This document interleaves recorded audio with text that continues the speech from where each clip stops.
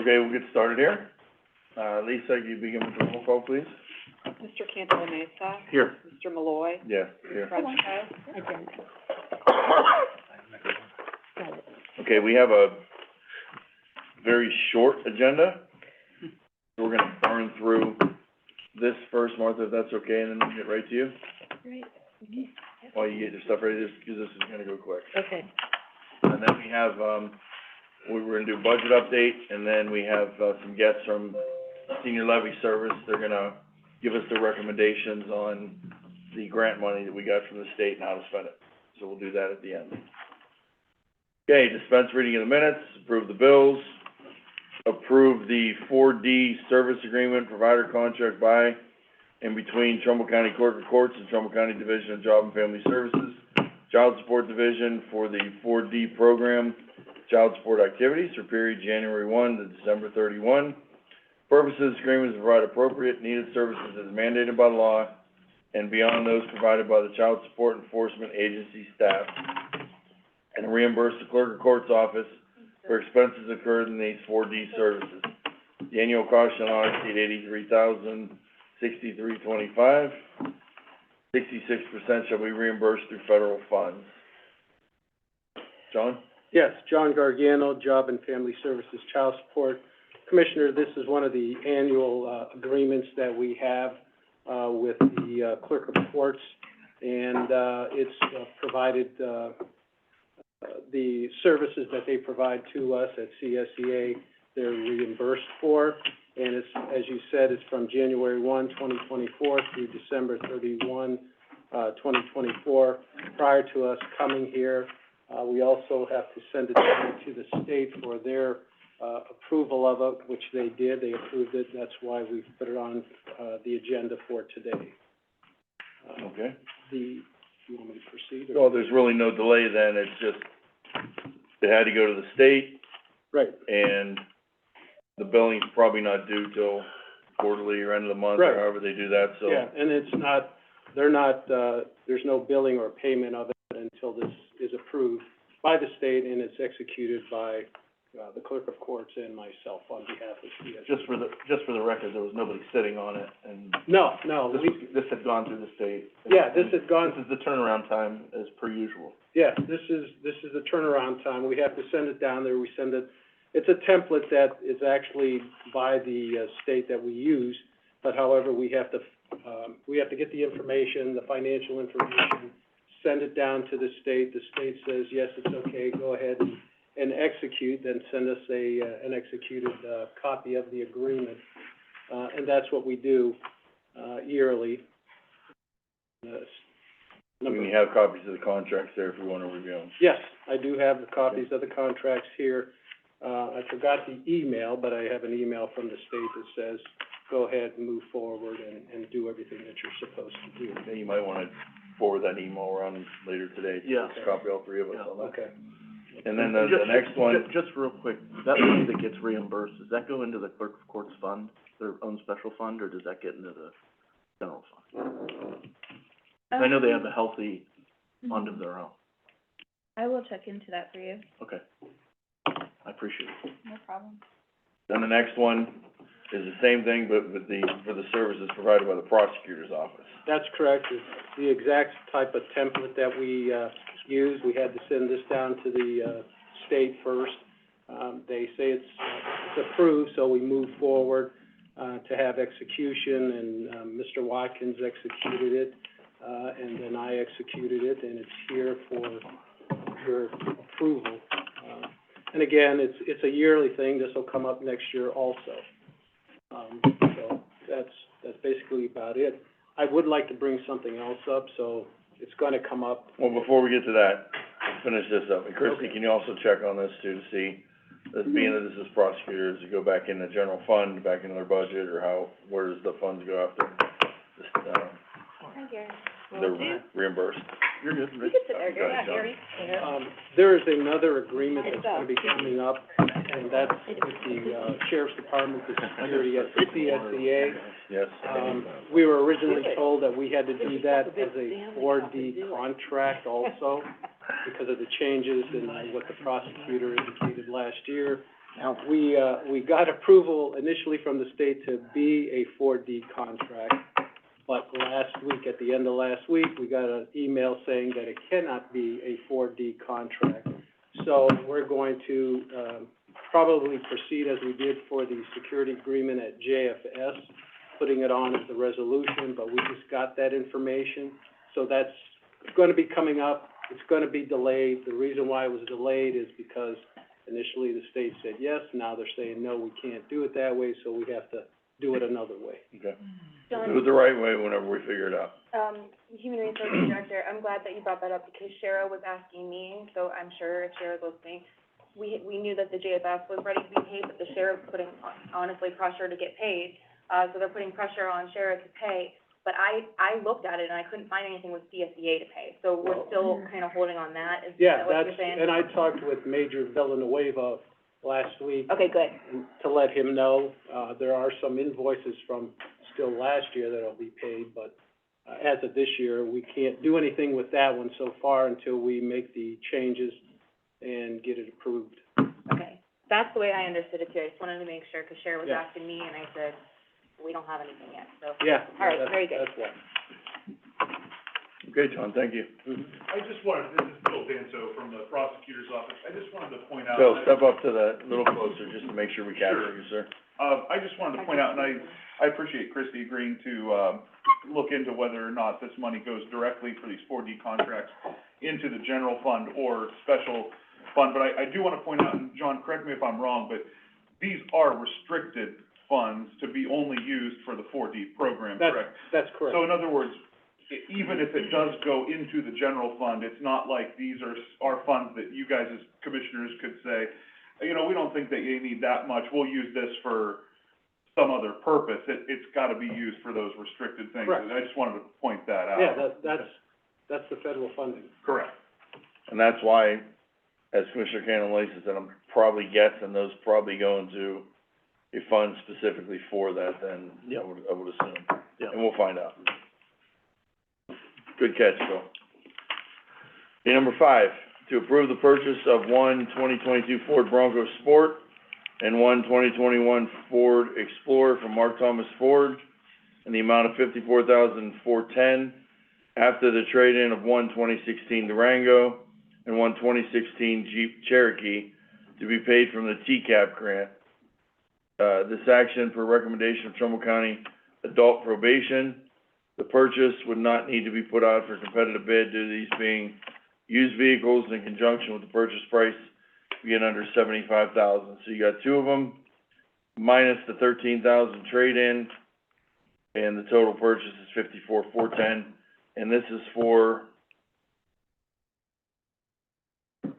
Adult Probation Department's gonna use that? Hi. Tracy Hunt. Come on up here. Thank you. Tracy Hunt, Chief Probation Officer of the Adult Probation Department. We have 4 department vehicles overall. The 2 that we wanna trade in are in the garage more than they're not, and we use them to transport people sometimes out of county to treatment centers and detention and things like that. So, we are looking to use TCAP, it'd be 100% grant, to replace the 2 that are starting to break down, with 2 that won't. Okay.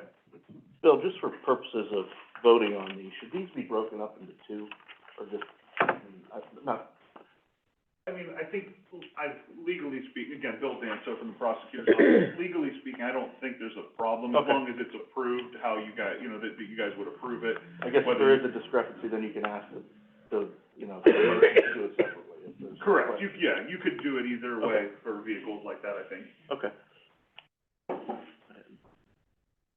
I guess the only thing I'd ask about, the Ford Bronco Sport, those are pretty small. I looked at them recently myself.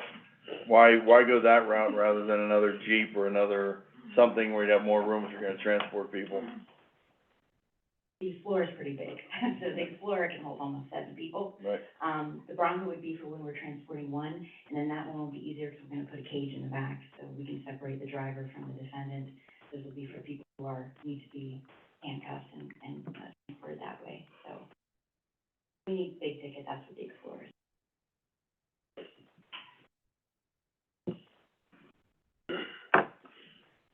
Okay, Bill, so you're all good on this? Oh, as far as what I can tell from the item, yeah. Okay, perfect. All right, thank you. Okay, number 6, acknowledge receipt of the proposal for TRU First 2024 countywide road improvements for paving programs for the townships of Brookfield, Champion, Howland, Hubbard, Newton, and Warren, Village of Lordstown, City of Hubbard and Niles. In addition to Trumbull County, Everett Hall Road, Warren Meadville Road, Brookfield Avenue, Durst Colebrook Improvements Project, and authorize Board of Commissioners clerk to advertise for sealed bids for True First 2024 countywide road improvement project, per recommendation of the county engineer.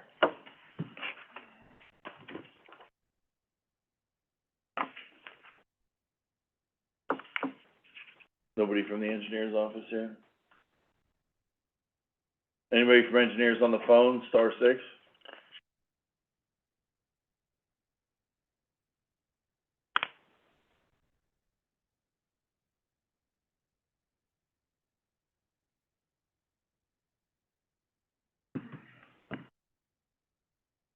Do we have the proposal somewhere, Lisa? Yes. Okay, I'd like to see that afterward if we can. Okay. Okay, number 7, concur with Trumbull County Engineer to grant the right-of-way for half-acre lumber, Dominion East Ohio, permit 1 and permit 2. Then number 8, special annual supplier fleet permit for Zealand Freight Services, concur with the engineer, special hauling to all steel coils, Gero Transportation, and concur with Trumbull County Engineer, special hauling permit, Midwest Land Clearing. Those are all self-explanatory. Number 11, adopt a resolution authorizing the Board of Trumbull County Commissioners to apply for, accept, and enter into PY 2024 water pollution control loan fund agreements for the repair and replacement of home sewage treatment systems, and authorize Denny Malloy, President of the Board of Trumbull County Commissioners, to sign any documents.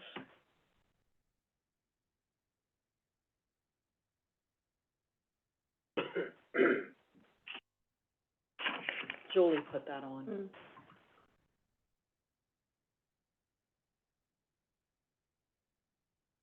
Okay, so there's nowhere specific on this, this is just for the program itself, and to be able to, apply for and accept funds if we are chosen.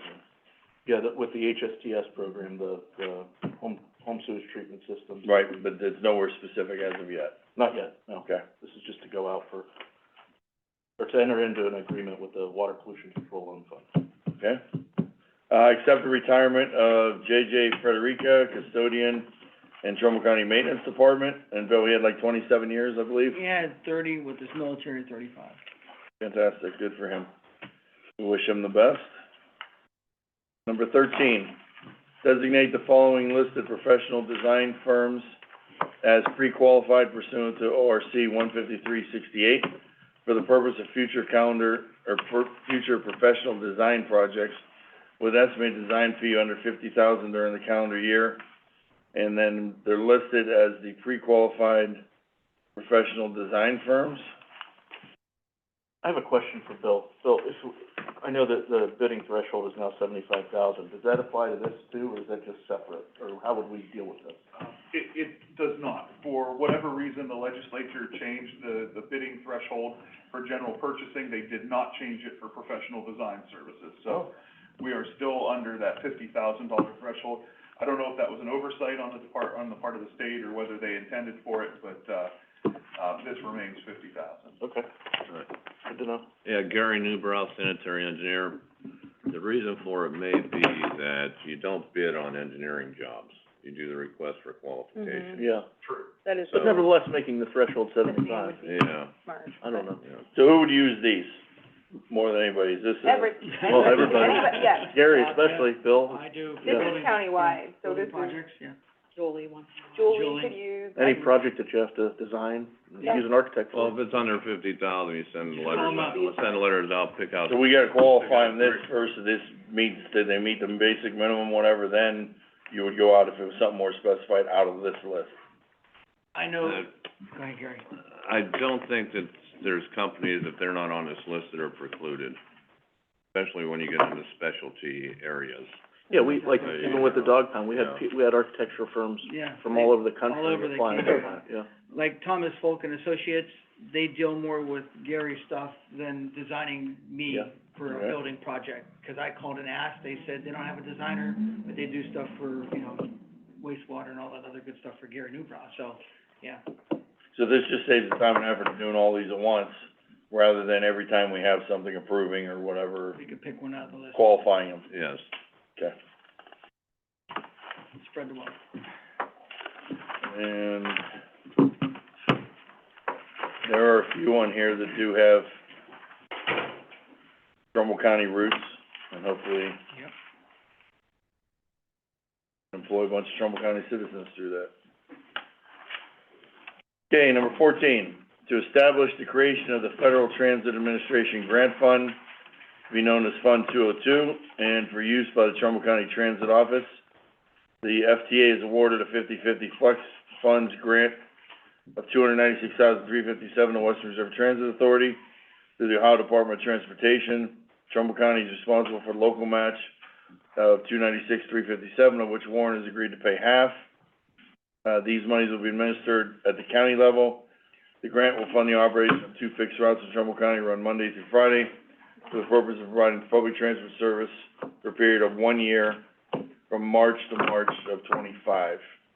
So this is just establishing the fund for the grant money that we got from Warren and be able to pay the bill. Correct, yeah, this is Mike Semi from County Transit, correct, that's exactly what it is, that we get money from, City of Warren, and then we always pay WRTA the bill, as it comes in once a month. And when do those routes start, those 2 routes? The routes will start Monday, March 11th, the routes will start. Okay, Commissioner, we're scheduled that day. And any department head that can make it, or anyone else involved with the process, Mike, we would like you there, of course, to, get on the bus. I think 1 o'clock we're getting on the bus, 1 o'clock, we're Right getting on out. the bus, on the corner. on the corner. Have we extended the invite to ODOT and DD? I've already done this extension to ODOT, have not got a response from ODOT. I've done it to Eastgate, got a response from Eastgate already. And we'll take a route, we'll go up to Elm Road, flip around, come back, Yeah. and then Yeah. jump on the other bus and Actually, take it the to other way Portland. around, but yeah. Either way. We're gonna do the north route first, which will be, the boarding will be on the same side as the Board of Education. Comes back in town, and then then it turns into the Warren, it's just one bus. Okay, so we don't even have to get off the bus. Don't even have to get off the bus, Yeah. so. I know it's been stated before, but this is a huge win for Trumbull County and collaborative effort by the City of Warren and Trumbull County. This is what we're here to do, is work together. And, you know, when one individual said that that'll never happen between the state, the City of Warren and ourselves, you know, we took it upon ourselves to make sure that it did happen, and that, we showed the state, we demonstrated to the state that we, have a need here, and it's a very specific need, and we wanna grow, but at the same time, we wanna do so, very responsibly. And I think this is the necessary first step in order to do that. So, again, thanks to the City of Warren, and thanks to ODOT for working with us on this and making this possible, so. And I also would like, Mike, if you can, you had your advisory committee, Mr. Joseph and Tara and some other people that were instrumental in Yeah. pushing us along in this direction, so invite them for that. No, they'll be invited, per email. What I'm gonna be doing tomorrow at Commissioners' meeting, then if you want me to do it the following week, I will announce this trip, and I'm going to the, City of Warren Council meeting tomorrow. Okay. Announce this and thank them again for the, What time does this council meeting start? their meeting starts at 5 o'clock, but I'm gonna get there at 4:30 to go for the caucus first, and then, say something at the actual meeting. Some of the board members can join you, we'll see. Yeah. I gotta check my schedule, but I'd like to be there as well to thank them personally. Okay, yeah, that's what I wanted to do, is thank them first, also invite anybody Yes, from there, 'cause I've already sent the email to the mayor, and, Not only that, they'll be making a decision too on the tax abatement tomorrow, that's true. so that might be something to be there. yeah, so the first one's at 4 o'clock to 5, and then the rest is at 5 tomorrow, so that's what I'll be To tomorrow. make sure, see if that works out, but, yeah. I'm glad you can be there, Mike, for sure. Good job, Mike. Thank you. Authorized on behalf of the Trumbull County Department of Job and Family Services, the contracts per list dated February 21st, 2024. Contracts create 25 training opportunities, a total cost of $183,697, fully funded through Workforce Innovation Opportunity Act, no general funds requested. John? Yes, John Gargano, Director, Job and Family Services. Yes, Commissioner, these are training opportunities, for individuals in the county. And again, as you've indicated, there's no general fund, it's through the, Workforce Innovation and Opportunity, Act. And those trainings are everything from, getting a CDL, aviation maintenance, registered nurse, licensed practical nurse, electrical technology, cardiovascular technician, surgical tech, and so forth and so on. So it's an opportunity for these individuals to get some training and hopefully be, employed in those areas. Okay, very good. Commissioner, one last thing I was just thinking of. We're doing the bus ride on the 11th. Yes.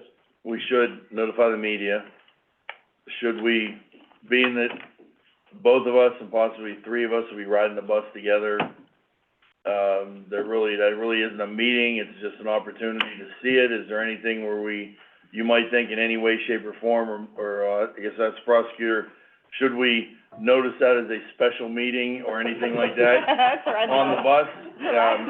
And the location? Yeah, this is I have to tell you, I have never seen any legal authority about, scheduling a special meeting on a bus.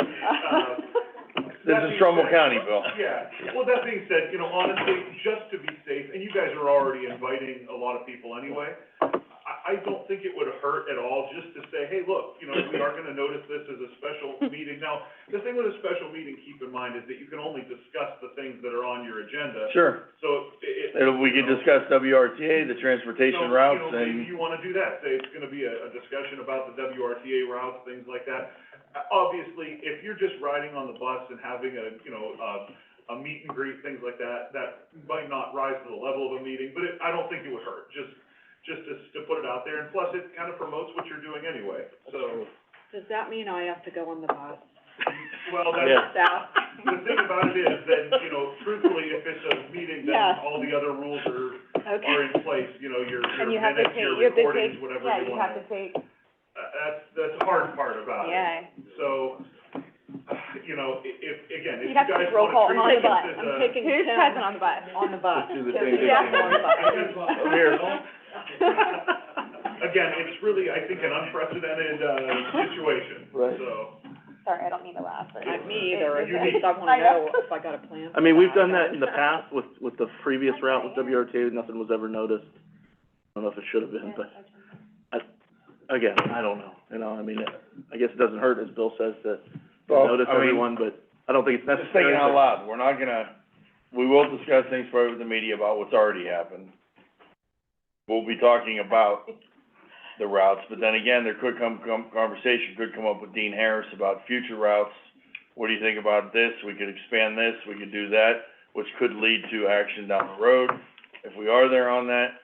So I'm thinking in some sense of the way, just, dot i's and cross t's, maybe we do advertise it as a special Fine. meeting, and Lisa could bring the tape recorder, and when we Wait, talk wait, business wait. part of it at least, for that part of it, when we talk about that, that's covered, and we can always adjourn, and finish the ride or whatever it is after we talk about anything that might be somewhat anything near business related.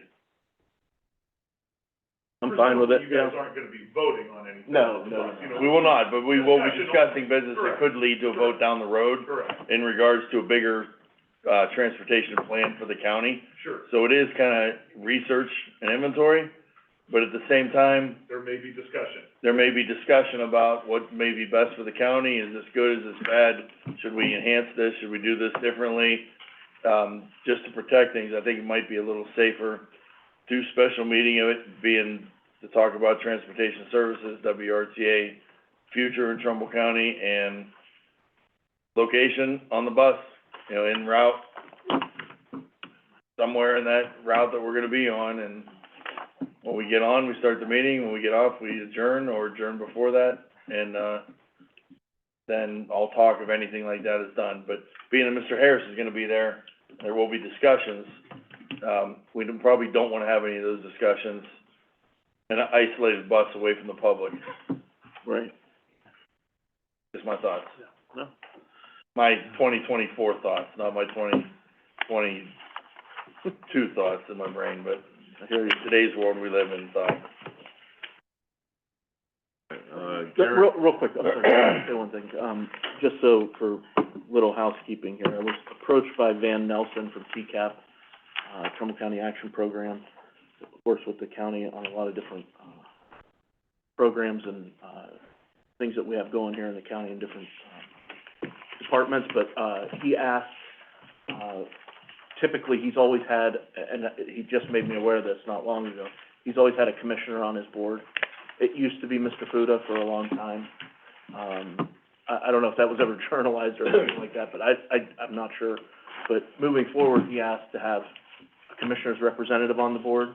He asked if I'd be interested. I said yes, but I could take it back to the board. Is that something that we could entertain or put on the agenda for us to vote on? I mean, obviously, he's been continuing to have his meetings without, and has a quorum, but This is TCAP's board. this is TCAP's board, yeah. Trumbull County Action Program, underserved communities that they service and a lot of different programs that go hand in hand with what we do in the county. He's asking for that. I could have him put it in writing. I just wanna be completely transparent. Maybe that's the way to go. I'll have him send it to the clerk and. Yeah, who's the director there? Van Nelson. Yeah, I have no problem with that. I think if we had some representative before, we should again. Yeah, If you wanna do it, I'd back that up. okay, all right. He just asked, so that's, Sure. saw him at a function. I said I'd bring it to the board's attention. Sure. That's what I'm doing today, so. Is that something, Lisa, we wanna add on the agenda, or is that something we just wanna throw a motion from the floor tomorrow? What do you feel most comfortable with? Can we add that? That's something pretty simple. I mean, it can wait. I mean, it doesn't have to be now. I mean, it's I mean, we only got I mean, 14 that's items, fine. we're gonna do it. I mean, not to give Lisa any more work, but we have a very, very light agenda tomorrow, so that might be I'm fine either way. proper If you fitting to do it tomorrow. If you can Okay. contact Van, Okay. maybe, and Okay. if you can do it by tomorrow, let's do Okay. it. If not, then it can wait till next week. Okay. If it's, like you said, if it's just simply a motion Right, to appoint you to the TCAP board, but we need the years and all that stuff. I don't have any of that stuff. If you can do that, I mean, I'm willing to do it, but. Like how long the term is? Okay. Is it 1 year, 2 years? But if you can do it, yeah, forever, Indefinite. rest of my days.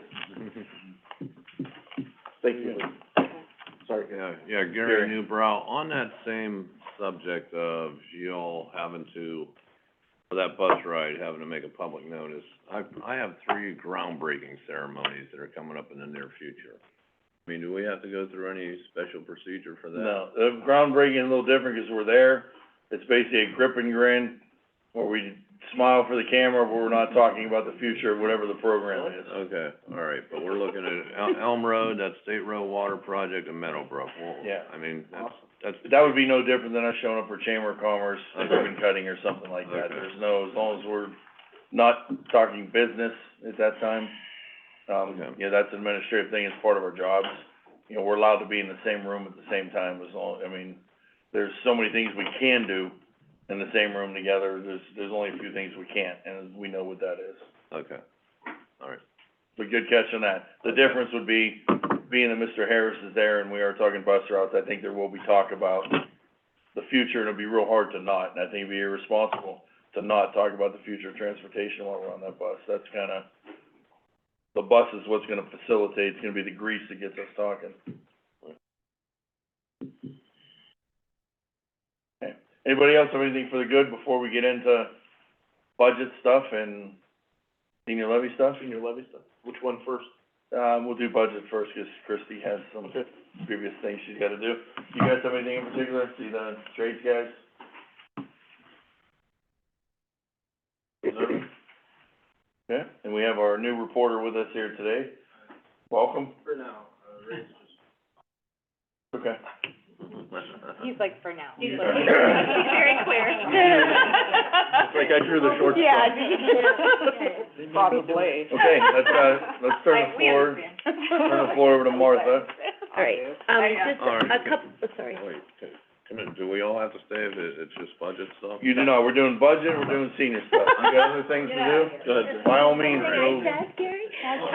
go serve the citizens. Okay. You might. Before we get in, turn things over to Christie, I just wanna give you guys a couple things. I've given you ARPA updates.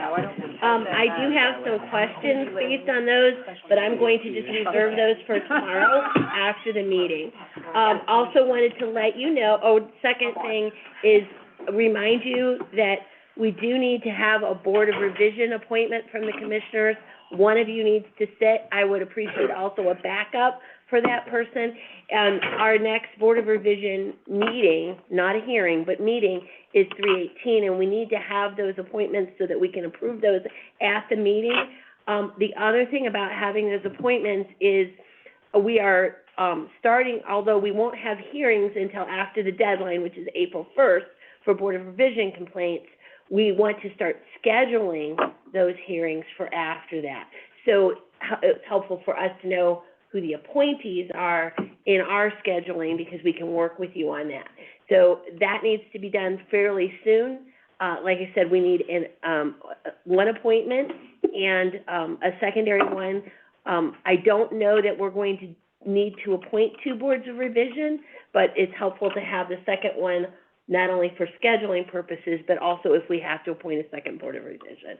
We are getting a lot of board of revision complaints coming in. Oh, I'm sure. I would do that if you want me to, and the reason being is, you and Commissioner Frenchco are both up for election. It's not gonna be a very popular position there in Board of Revisions with people's taxes.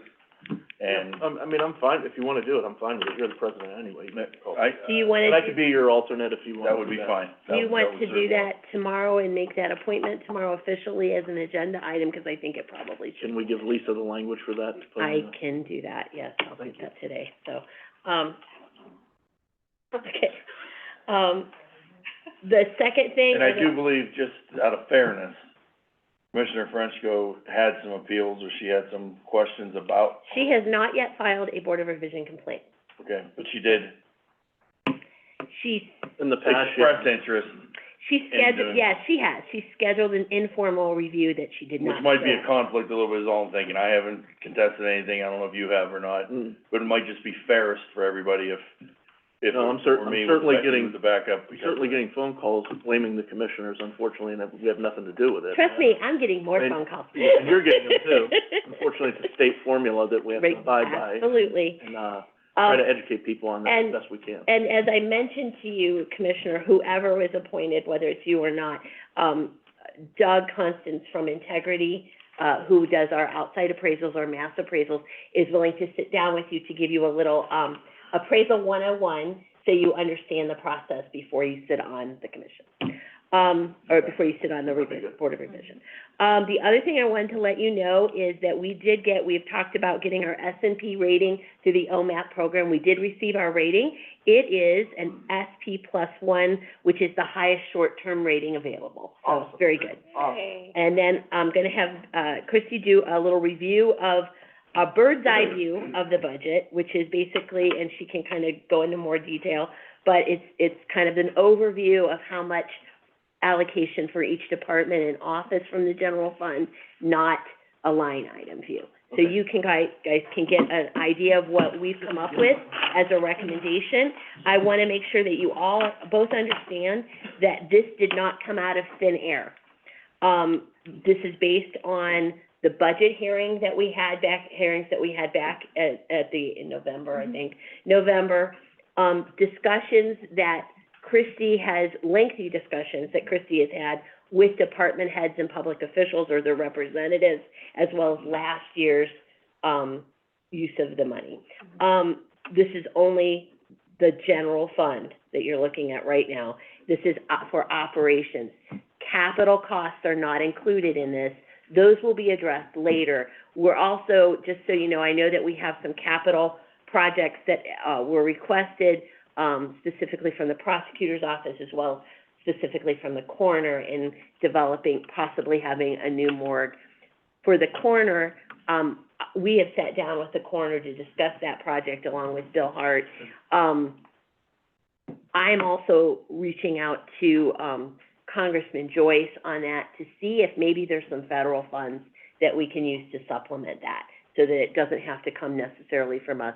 I'm just in the exploratory on that, but we want to try to look and help our departments and our public officials, explore every opportunity. So we are working on that, but I think sometimes there gets to be confusion at both the department level and at this level between the general fund and capital expenses. They're two separate things. As you look at this and as Christie goes through it, some of these are mandated amounts. You also receive these in an email as well. You have paper copies and you also receive these in email. There's some things that are mandated and those are in yellow, so that means we can't change that. That's what we have to do. On some of these, what we're kind of asking from you guys is, as you review these, if this bird's eye view is acceptable, if you're willing to spend and allocate for each of these departments what we're recommending, then our next step on this would be to give you a more detailed budget and let you look at that and review it and approve it. We kind of want to look at a timeline for that. We also would be willing for Christie to come back next week. I cannot be here next week, but Christie, if we move forward from today and do, after you guys have looked at the bird's eye and it's acceptable to you, Christie will assemble a more final version with it line items, more detailed, have you look at it. She can come back next week to the workshop and answer any questions you might have. But we would like that window between when you received that more detailed budget and when you vote on it to be as small as possible, because we can't make any changes within. It gets very confusing, and Christie can answer questions about that. But we are currently operating in a temporary budget, and it gets very convoluted and confusing. So obviously, we want you to have enough time to review everything. We want you to be comfortable with it. But we also need to make it as easy as possible for our department heads and public officials as we're in the temporary budget. You have until March 31st to do a permanent budget. I would not suggest putting it off too much longer. Again, temporary budget causes a lot of issues and causes a lot of work for people who don't get to vote on any of this, right? So we want to try to be as kind to our staffs as possible on this. We don't want to drag it out. If there's legitimate questions and legitimate issues that you have, we absolutely want to address those, but we want to do that in as timely a manner as possible. With that, I'll let Christie go ahead and do her review. Very quickly, you asked me questions on the beginning of the agenda about the 4D service contracts and where that money goes into, and that money does go into at first glance, looks like it goes into the general fund. The clerk of courts department, their purchase services account, and then the prosecutor's purchase service account. If on a more detailed dive, if that changes, I will let you know, but right now my answer is general fund. Okay. This is the 2024 general fund summary. It's dated February 25th, 2024. The first part of it is the estimated resources, and those are the estimated revenue that we're expecting to receive. It is a conservative view. The first part has to do with the sales tax portion. This isn't complete sales. This is the estimated sales tax that we would like to move from the sales tax funds to the general fund to pay for general operations and debt. The 921 is that's the undivided, general sales tax. And then the Fund 928 is the justice sales tax. We also are estimating transferring $2 million from the casino fund to the general fund, and then $500,000 from the Medicare sales tax fund. That was approved last year. That $500,000 was specifically designated for the Valley Vision contract, which is later, you'll see it later down here under The appropriation. casino, we get $2 million annually? That's how much we've been moving. We get a little bit more than that, but the conservative view that we look to transfer from these funds is this part here. We do receive a bit more, and that's what we're hoping to be able to use for the capital expenditures that are needed later in the year. Because, we had struggled with getting this, in compliance. So we looked at just general operations. We took anything out that had to do with capital expenditures, cars or improvements or something like that. And we talked to the departments and told them we would work with them, later in the year, depending on like what we have in sales tax and casino and stuff like that, that we could purchase those using the additional money that we received from those and some fund balances that we already do still have there. I know that our sales tax has been on the uptick for quite some time, especially when we've been able to recoup a lot of the online stuff through Amazon and all that. What percentage has it gone up from last year to this year? I will look into that for you. Yeah, thank you. No problem. I mean, I'm sure you use that as an indicator too, anyway. Right, Yeah. We have a whole I have a whole spreadsheet on Sure. it, yeah. Sure. I just didn't bring that one with me. when we talked about, that forecast for it, we don't wanna do, we don't wanna go and forecast exactly what we got last year. We kind of wanted to do, I think, a midway between what we had anticipated receiving last year and what we did receive. Yeah. So that it's, And just an FYI, for February, we, did receive more than what we estimated for February, but, we received less than what we did last year.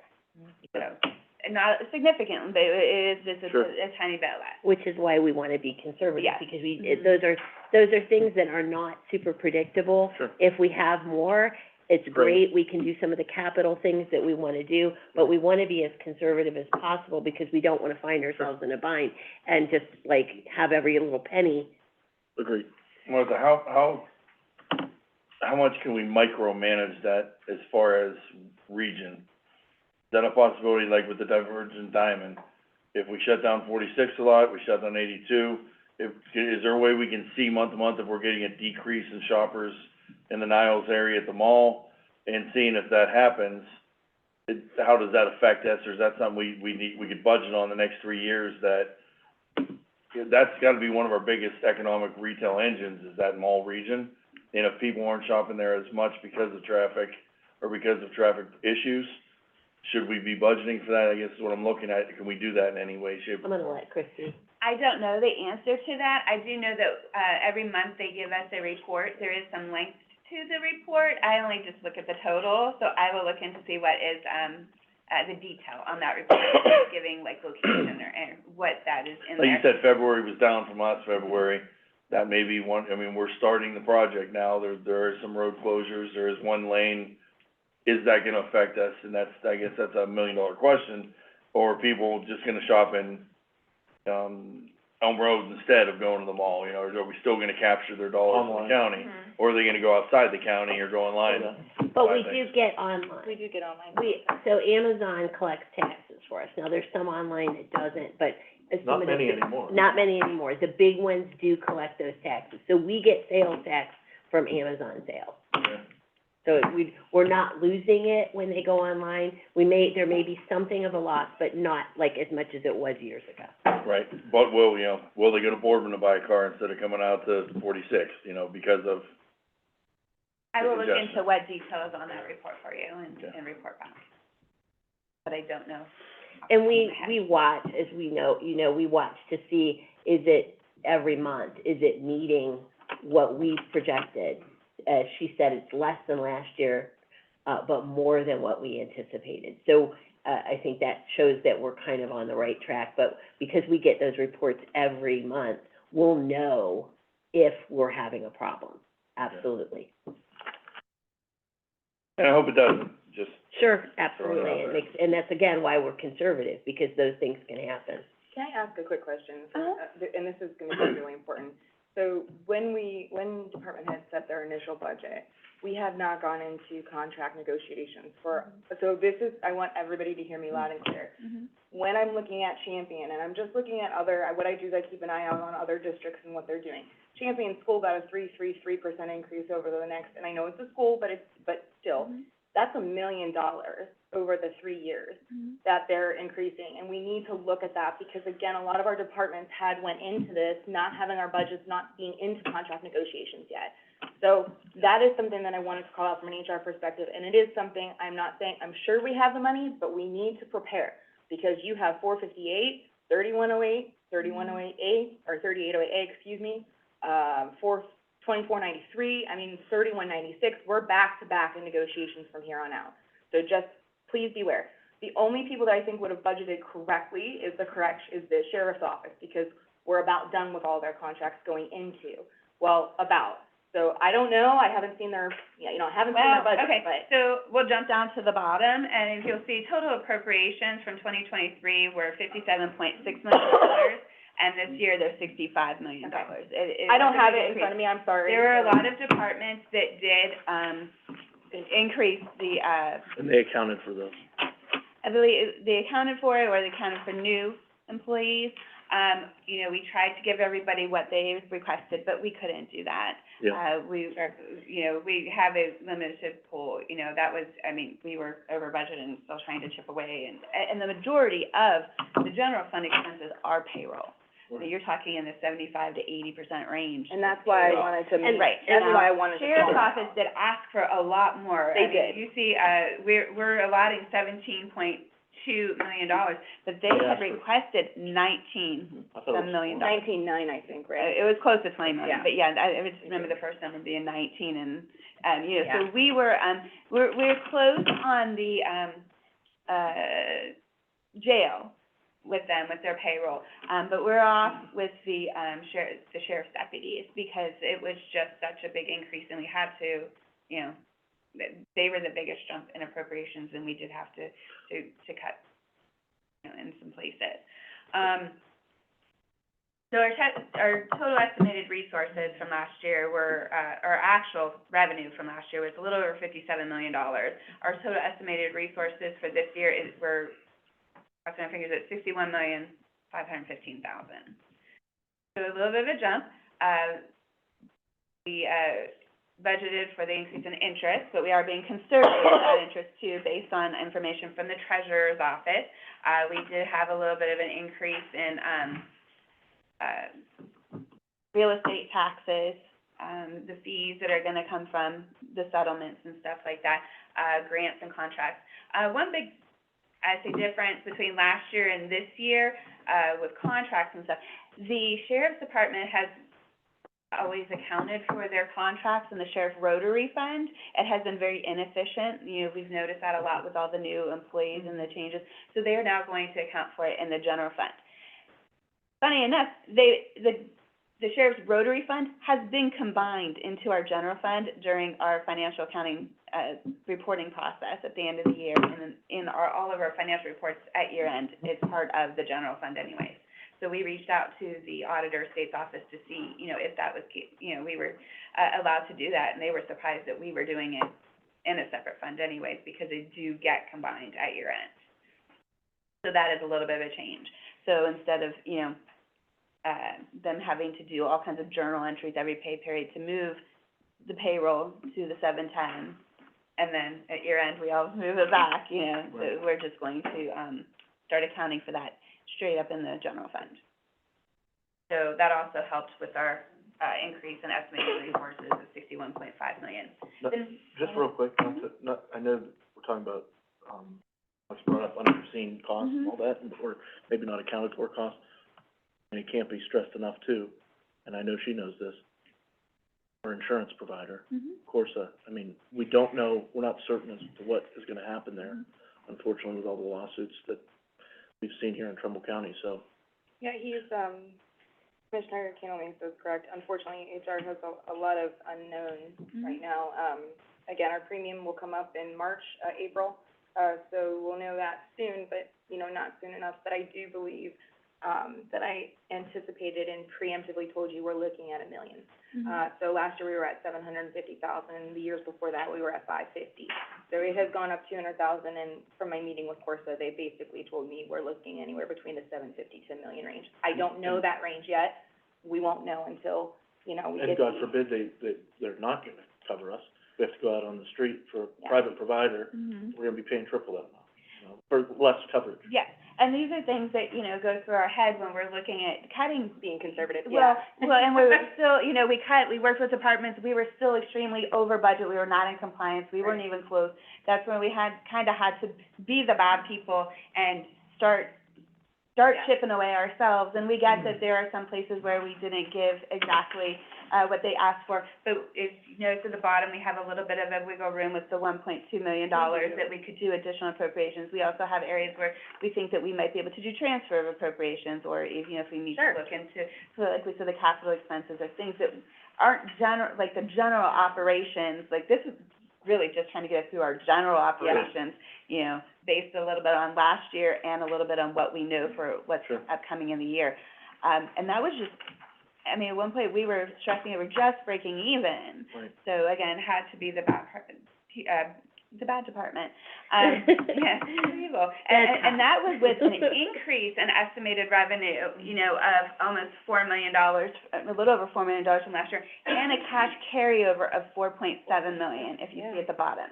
Which is wonderful. And that wasn't, I mean, We were, at one point, and people talk about, you know, oh, why don't you do this in the county? At one point, we barely had enough money to open the doors, the cash carryover that we had. Yeah. So we were literally. and that's what we don't wanna chip away at that too much, No, you know, We're in a good and again, we were millions of dollars of income, you know, and we had worked with all the departments, but I don't mean the same, but everybody's budget is important to them, and we get it, but at some point, we have to say, we don't have enough money to, you know, to budget for those, or we need to, like, maybe set those aside for right now and look and see what additional money we get in, sales tax and casino. The big part that I need assistance from you guys today is the middle part that says appropriations, and you see the yellow highlight. The yellow highlights, as Martha said, are the mandated amounts that we have to pay.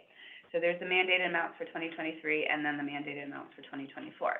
Then below that, you'll see the other funds and departments and the other agencies that are asking for additional budget from the general fund.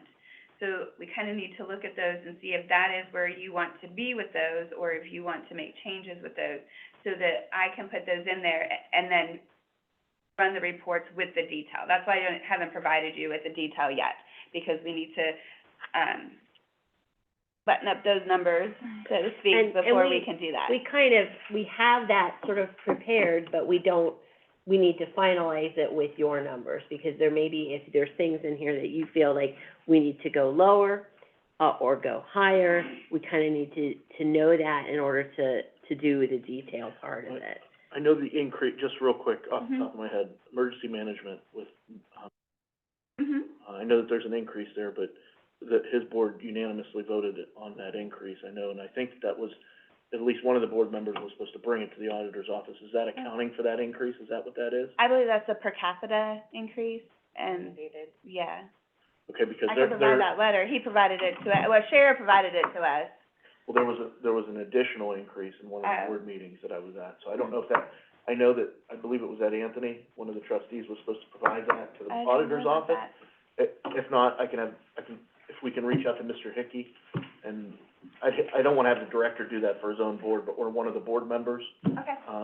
just to clarify on that, because I know, number one, he's done a phenomenal job and turned that department completely around, that's beside the point, but there is gonna be a substantial increase in there too, that his board talked. To my knowledge, that's just the per capita amount that was Okay. provided, a letter Then that provided to Shara, and then We might need to Provided on revisit that with his board then. Okay. I'll send him an Just- email later. And then, obviously, JFS, emergency management, the per capita amount, and, tuberculosis, those are the, mandated amounts. Then we have the, soil conservation, they're sticking with their annual request of $175,000. Also, the Historical Society, is requesting $15,000, same as last year. Right. Valley Vision, is $500,000, that's already been, approved, but I put it on here just for, reporting purposes. The TID they were provided, the Transit It's Improvement District. transportation, actually, not Oh, transit. sorry. It's all right, I didn't recognize it when we went over it either, Sorry. sorry. Transportation Improvement District, they had, received $15,000, they're not requesting anything at this point this year. CSEA, was $150,000 last year, they are requesting $425,000. They have met with you, I believe, a couple different times and mentioned the issues that they have with the, bargaining agreement, and then the loss of the federal money being able to, come from JFS. John, speak to that a little bit, so Kept them we're here. versed in that too. prior, we were able to obtain federal funds, I'll say, as long as CSEA did certain work on TANF, cases, we were allowed to, provide them with some, a reimbursement of expenses and things like that. But back in 2017, 18, the state has changed their ways of doing things. And at one time, Job and Family Services had an MOU with CSEA that we, within a year, we're able to, I should say, up to $600,000 to, subsidize them, so to speak. But that went away, in 2018, 2019, I can't remember. It went from like $50,000 a month down to $10,000 a month, down to zero. So we can't do that anymore. So that's one of the, areas that, funding was lost, in that area. I want to believe that the original request was $600,000, but it was reduced because they did have a cash carryover at the end of the year. So to start the year, they have a cash carryover. This will just pretty much help them break even. Yeah, and there's, from the state is just flat in providing any further funding. Unfortunately, it's almost like a, unfunded mandate that we have there. And Unfortunately, we get a lot of those from the state. And, we haven't, we've tried to, stay within our budget, obviously, and, we haven't filled certain positions, for quite some time because we know where it's at.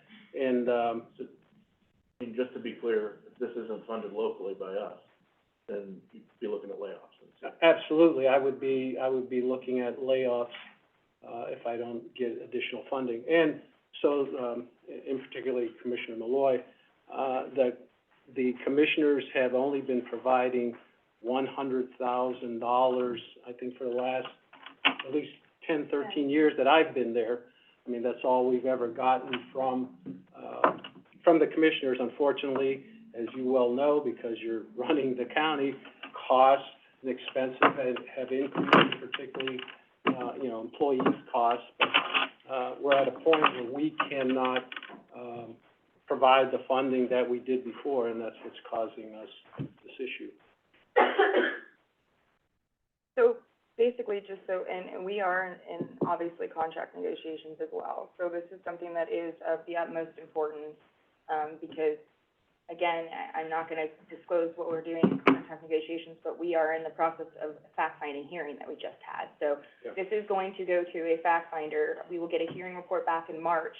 If the fact finder, as you know, you'll have 7 days to rule on the decision, the commissioners will, but if they rule on behalf of the union, we're looking at a hefty increase. I'm hoping we'll meet in the middle, because their ask is astronomical. Their ask is just astronomical. But with that being said, the next thing that we do, with them not being a law enforcement entity, they have the right to strike. So that would be the next option if we don't accept the fact-finding hearing. So I want to be very clear. Another thing to John's point, being able to use that TANF money in the past, they were able to take funds from JFS to cover CSEA. That's what he's saying is, that program is gone. It has not come back. We've shown them through the fact-finding hearing report that it's been stagnant since 2018. $0, zero. They are living off only $150,000 commitment from the commissioners every year. That's all I have to say about that, so. We can't afford layoffs in that department, that's for No, sure. they do all of our, obviously they do DNA testing, they do everything for this entire, they're doing enforcement, they're doing modification of child support, they're dealing with the courts. Yeah, Again, it's an underfunded mandate. underfunded, mandated, yet. So that TANF money that we were getting, where's that going to now? It's just It's stays fine. in the TANF funding. Yeah. I can't do anything with it. You can't transfer it legally. I can't transfer any of that money. I know, in the past, commissioners have always said, well, you could do this, you could do that. My funding is not like general funding, so to speak. Like what It they- has certain regulations and certain requirements, and I could only use it in a certain way. So if I can't use it for these TANF, cases, it either stays there or eventually we have to submit it back to the state. And to be TANF eligible to I hate to keep going into this, but to be TNF eligible is very hard. There's Yes. eligibility requirements. You have to be 18 and under, poverty levels have to be met, 130% threshold.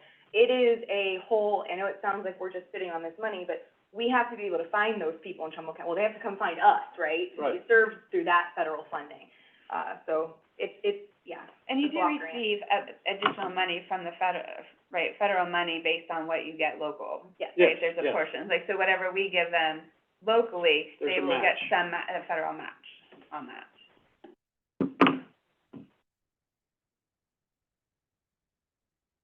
And to follow that up with the dog kennel, again, And what's such required, a drastic decrease in the dog kennel?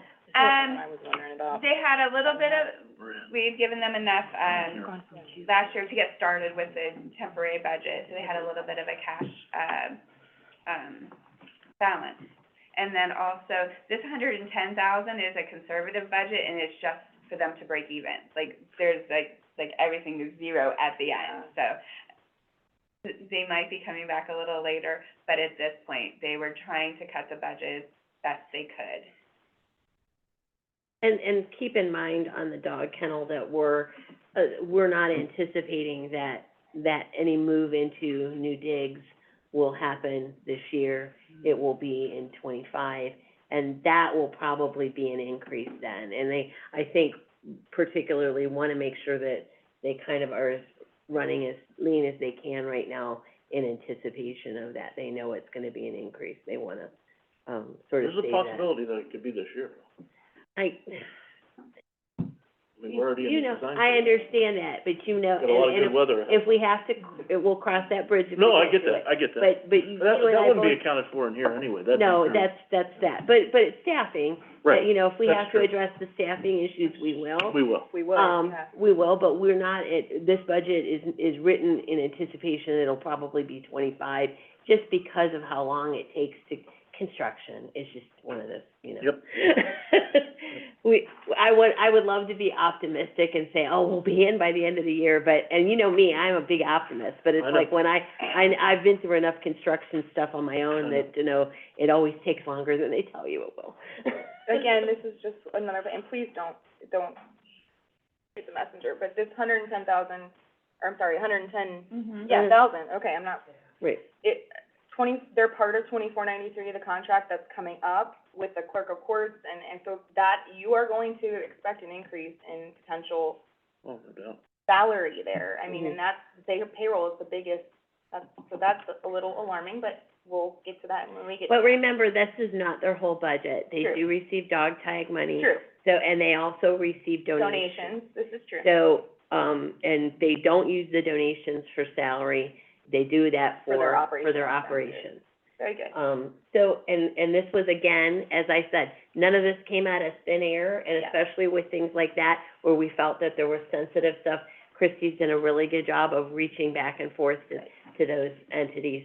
She's met quite a bit with, all of the ones that, there's been a lot of effort into this. This did not, it didn't spring fully formed from Christy's head. Now, when, at this point, auditor and commissioner, with the dog pound, with the fair board, with what many other counties have done, is they've gone out to the community and they've had naming rights to the building, they've had rooms named after, major donors. You see it a lot with fairgrounds where they bring in hundreds of thousands, if not millions, for, capital improvements on fairgrounds property. And with the dog pound, same thing. We had talked about that, whether it be selling bricks, whether it be selling, Right. the naming And rights, where do again, we incorporate that into? This is not for that. This Yeah. is general fund, this is operations. When we're talking about that, we absolutely, I know that, and Bill's not here, I know that Michelle and I have talked about, going forward, again, two separate things, apples, oranges, here, Right. okay? Right, but now's the time to start thinking about it before it's built. We've been thinking about it, and Michelle and I have talked, but one of the things that we needed to really be able to start that capital campaign was what he says is, that's why I said Bill's not here, were the design. Because as I've said a couple of times when talking about this publicly, people will give to a plan more quickly than they'll give to a dream.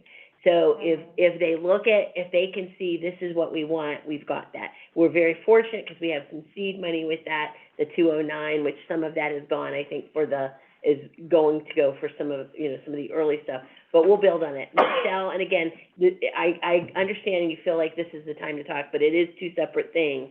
And Michelle has already, she's mentioned it in meetings with you as well, that she has people who have already reached out to her, but they want to see that. But absolutely, we've been thinking about it, but you can't start that campaign until you have that plan.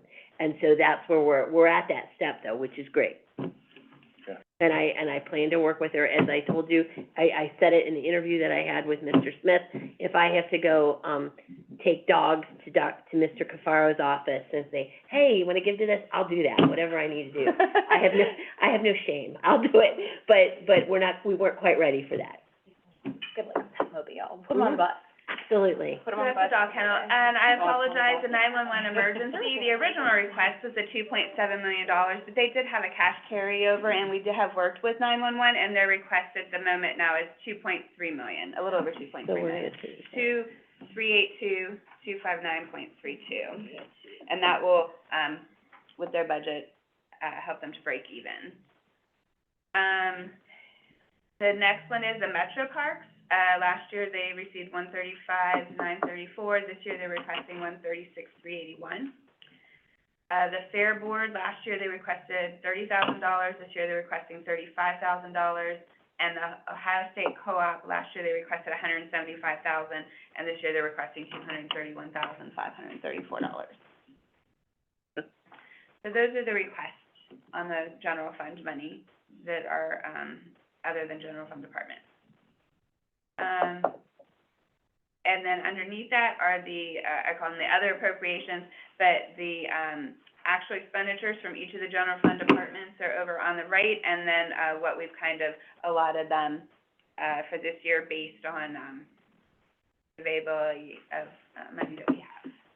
So is it safe to say that our rainy day fund is consistent of left in the MCO sales tax fund and workers' comp? And we have the sales tax too. Sales tax, Those would help sales tax, immensely casino, if we need to draw MCO, on those. yes. And where are we at on the MCO minus the 500 that we've allotted? Should still be at at least four, I don't, three, that maybe not. I don't have it in my head, Me that's why neither, I'm me like, neither, but I know it's we didn't touch it significant. for a long We time. haven't. We touched it with, last year with the 500, the initial 500 for Valley Vision. Yes. We're at 4.5, and then if we take the 500,000 So we're at out this year, we'd be at 4 million after the Valley Vision, payment. Very good. Correcting the attention. auditor there, good for you. I have a lot more to think about. I know. A lot more numbers going through my head. You do. But yeah, so we have that, it's sort of that rainy day fund, that 4 million. As, Christie mentioned, we're not utilizing all of our sales tax for the budget. We're not utilizing all of the casino for the budget. But that's for a good reason. We wanna make sure that if things like the sales tax goes down, that we're still okay, right? We wanna make sure that if our investments go down, that we're still okay. How much of our percentage of sales tax money do we add into the investments?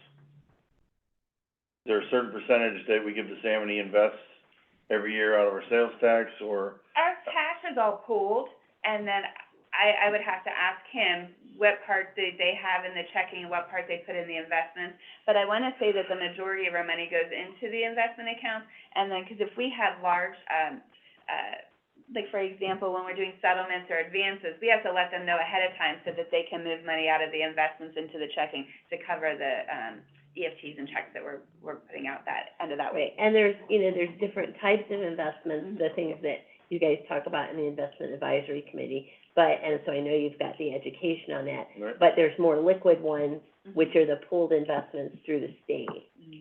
So those liquid ones are the ones that, things like the sales tax is in. They're not in anything that's not liquid.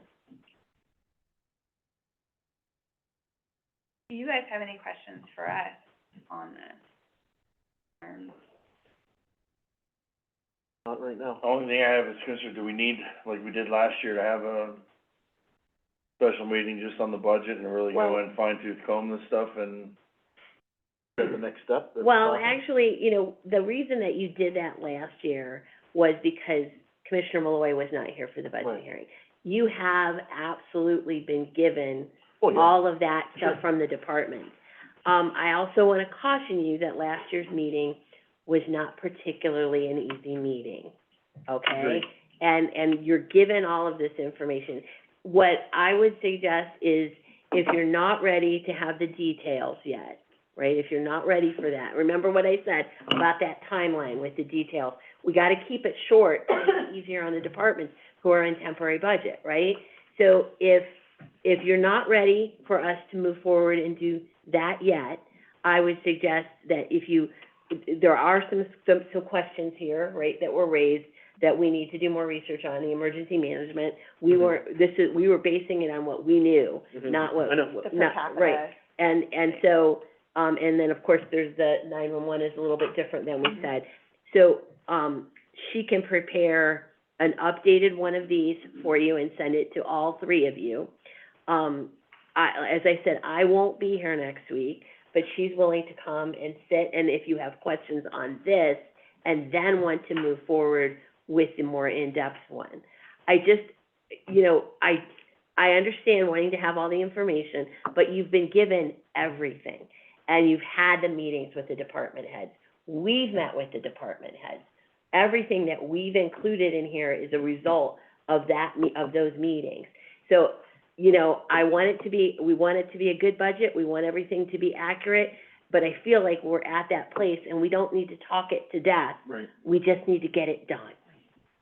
And some of this stuff is fluid and is gonna change. Absolutely, and This that's is not set in stone. right, and Yeah. I mean, this is a general overview, and if Right. you guys are happy with these numbers, then we can move forward, but I think because of the question with the I think you emergency. can send the detailed, you know, whatever Chrissy was gonna send us, the Okay. details of that, and then we're ready to proceed. Okay, so then, and then again, Christie, if we wanna do that, we can get the questions answered before we do the detail. Yes, But we'll do the detail, I'll have Christie do that, she'll get it to you in the next couple of days. because what's and- when do we wanna do this by? You wanna do it by March 31st, but I don't want you doing it. I know, we're trying to, well, we also don't wanna wait, Make it in easy case on you something March 31st is happens, Easter. that we don't pass it on the 31st. Pass it And on just I'm gonna say, I I'm can gonna tell be you in at the church end that of day, the, guys. Go ahead. I was gonna try to get like an ending, like to tell you like what was passed at the original budget and what was revised at the end of the year. I mean, I know that like as soon as we pass this budget, that first week, we're going to have transfers, you know, transfers and adjustments. It is We're gonna have a money fluid thing. transfers. We have that debt that's coming up that we need to Right. transfer the money from sales tax to the bond retirement fund to pay. Same thing with, water sewer, because they have their share. So for example, last year, the original budget was passed at, 52.9 million, but the revised budget at the end of the year was 58.7. So it's not set in stone, it's just the best that we have at this point, and to be able to move forward, and we'll make adjustments throughout the year as we go along. But are you okay with what the general fund is giving to the other departments and stuff? Again, with my adjustment of the 2.3 for the. And then. The only one I've seen here is that if I was looking at this stuff and if I can move some from one thing to another, is I personally would wanna give the planning commission more money. I've been in the planning commission meetings since day one. I think Julie Green's department wants to expand. They have positions already in their head of where they would go next. Where are we And at for them to with the operate on question? $833,000 for that department, Hold on just a second, well, but they have, again, I believe. that essentially pays for itself in the grants that they secure. Right. it They do does, grant. and then they do a great job of bringing in extra money. They are working well beyond their means. Agreed. And I would like to be able to give them more money to expand where they need to, because I think with all the things coming up that we have, the Kimberly Clark program and all the other They're gonna be busy. subsidiaries, they're gonna follow through that.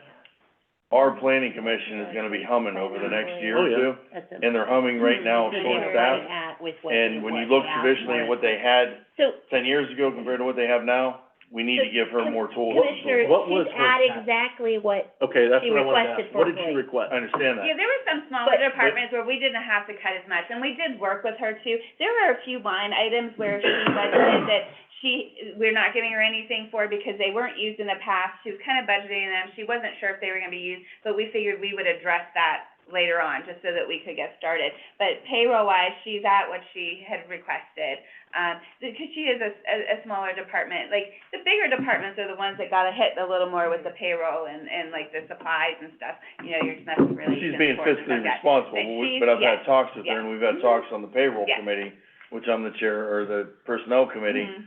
and I asked her, if you had a wish list, what would you want?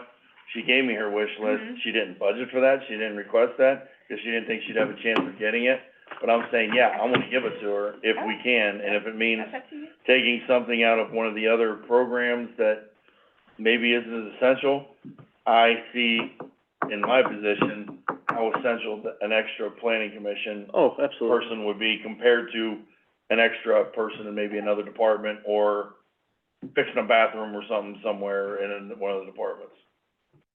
Not to mention, planning commission helps all these small townships, that don't have the funding or the wherewithal or whatever to go about what they need to do, and they're spread thin with that too. So Right. they assist everybody.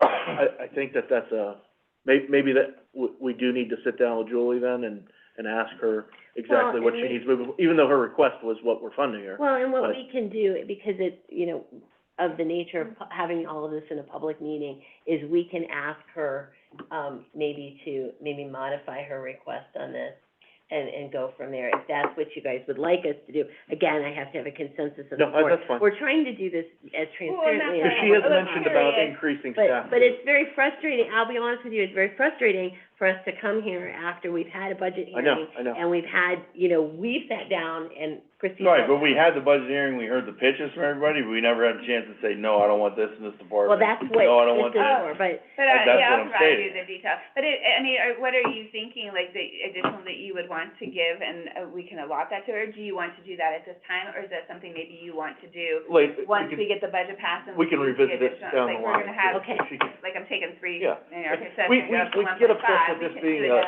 that. dead document, it's a living, right, breathing document. absolutely, it can be changed, Oh, and yeah. we're trying to be, And it's gonna as change throughout accurate the as we entire can. year. but it is. But I like the forethought. Yeah, and that's what I'm saying, we can do that now if you have like an idea of what you're thinking about, or we can kind of go from like what we have here and address that, like even once this is passed. We have the room down here, like with this, we would be able to do like additional appropriations. And so it's not transferring from somewhere, but to increase the appropriations. At one point, when we had talked to all the departments, we were still over $2 million over budget.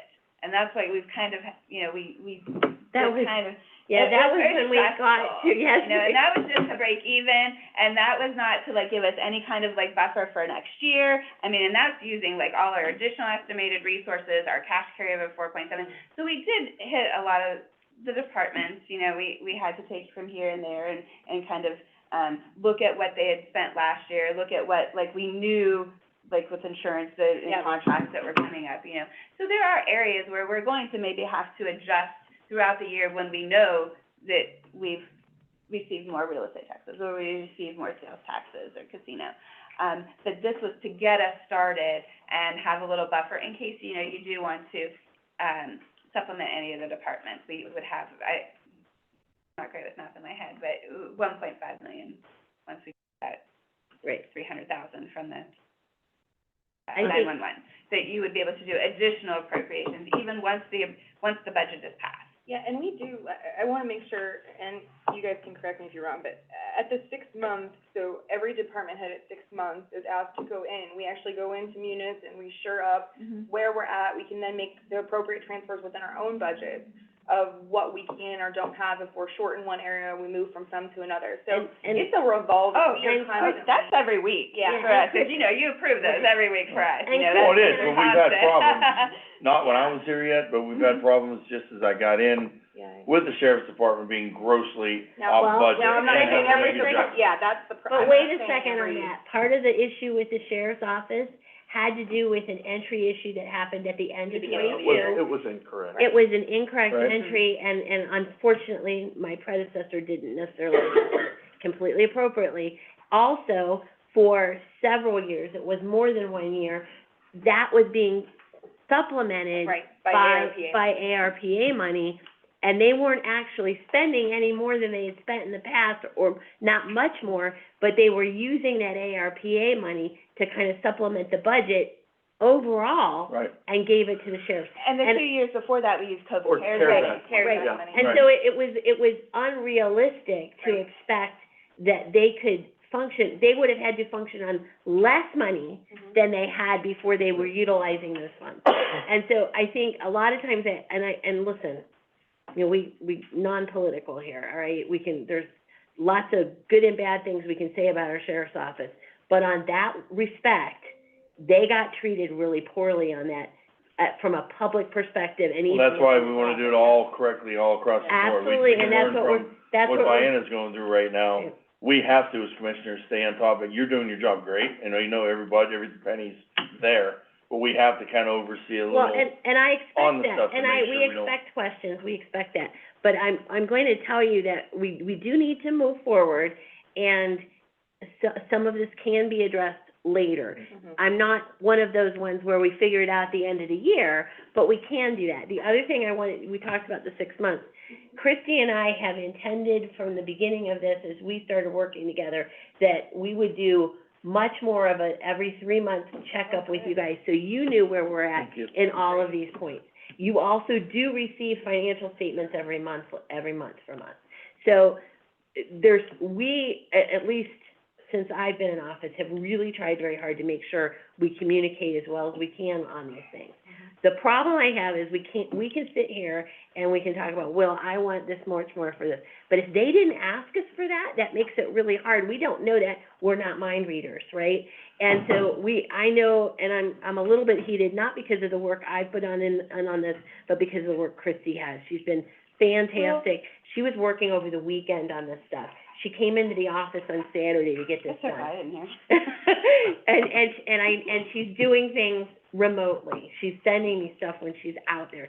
So I know how much work she's put on it. And not that we don't expect to be questioned, but it's just, I'd like to see this more.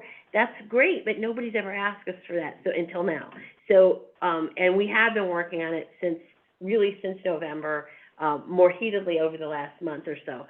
What we need to know from you guys today is, generally, if you're happy with this, we can do the detail with the changes that we already talked about. The 911 emergency, because we know that that's different, we just didn't have it addressed on there. We will talk to emergency management and see exactly what they need. Thank you. We'll put that in. Once we get that done, those put in, then we will work on the detail. If you guys would like for Christie to come next Tuesday to answer any questions, once you have the detail, That'd be she'll great. do that. And then hopefully be ready to vote on something Following. Wednesday. Well, Or Wednesday, yeah, I'm fine with that. that would be ideal. Giving us plenty of time. You have, and I wanna stress, you have had a lot of time. Those requests were given at that time. You've had lots of time to think about what these folks want. I just have a quick question, Sure. and I don't mean to And then I have a add more work. question. I don't mean to add more work, but It's okay. That's I'm just Fine. curious on this, because I don't have it in front of me, Okay. unfortunately, I didn't bring it. But the ask from Metro Parks, from 135 to 130, or what we're budgeting, I guess. Right. What was their initial, what was their ask? Their ask was 136,381, and then based on, the reaction at the budget hearing, he had increased it, yeah. He even put that into the budget, or emailed me and asked me to, He increased it to 136.31? yes.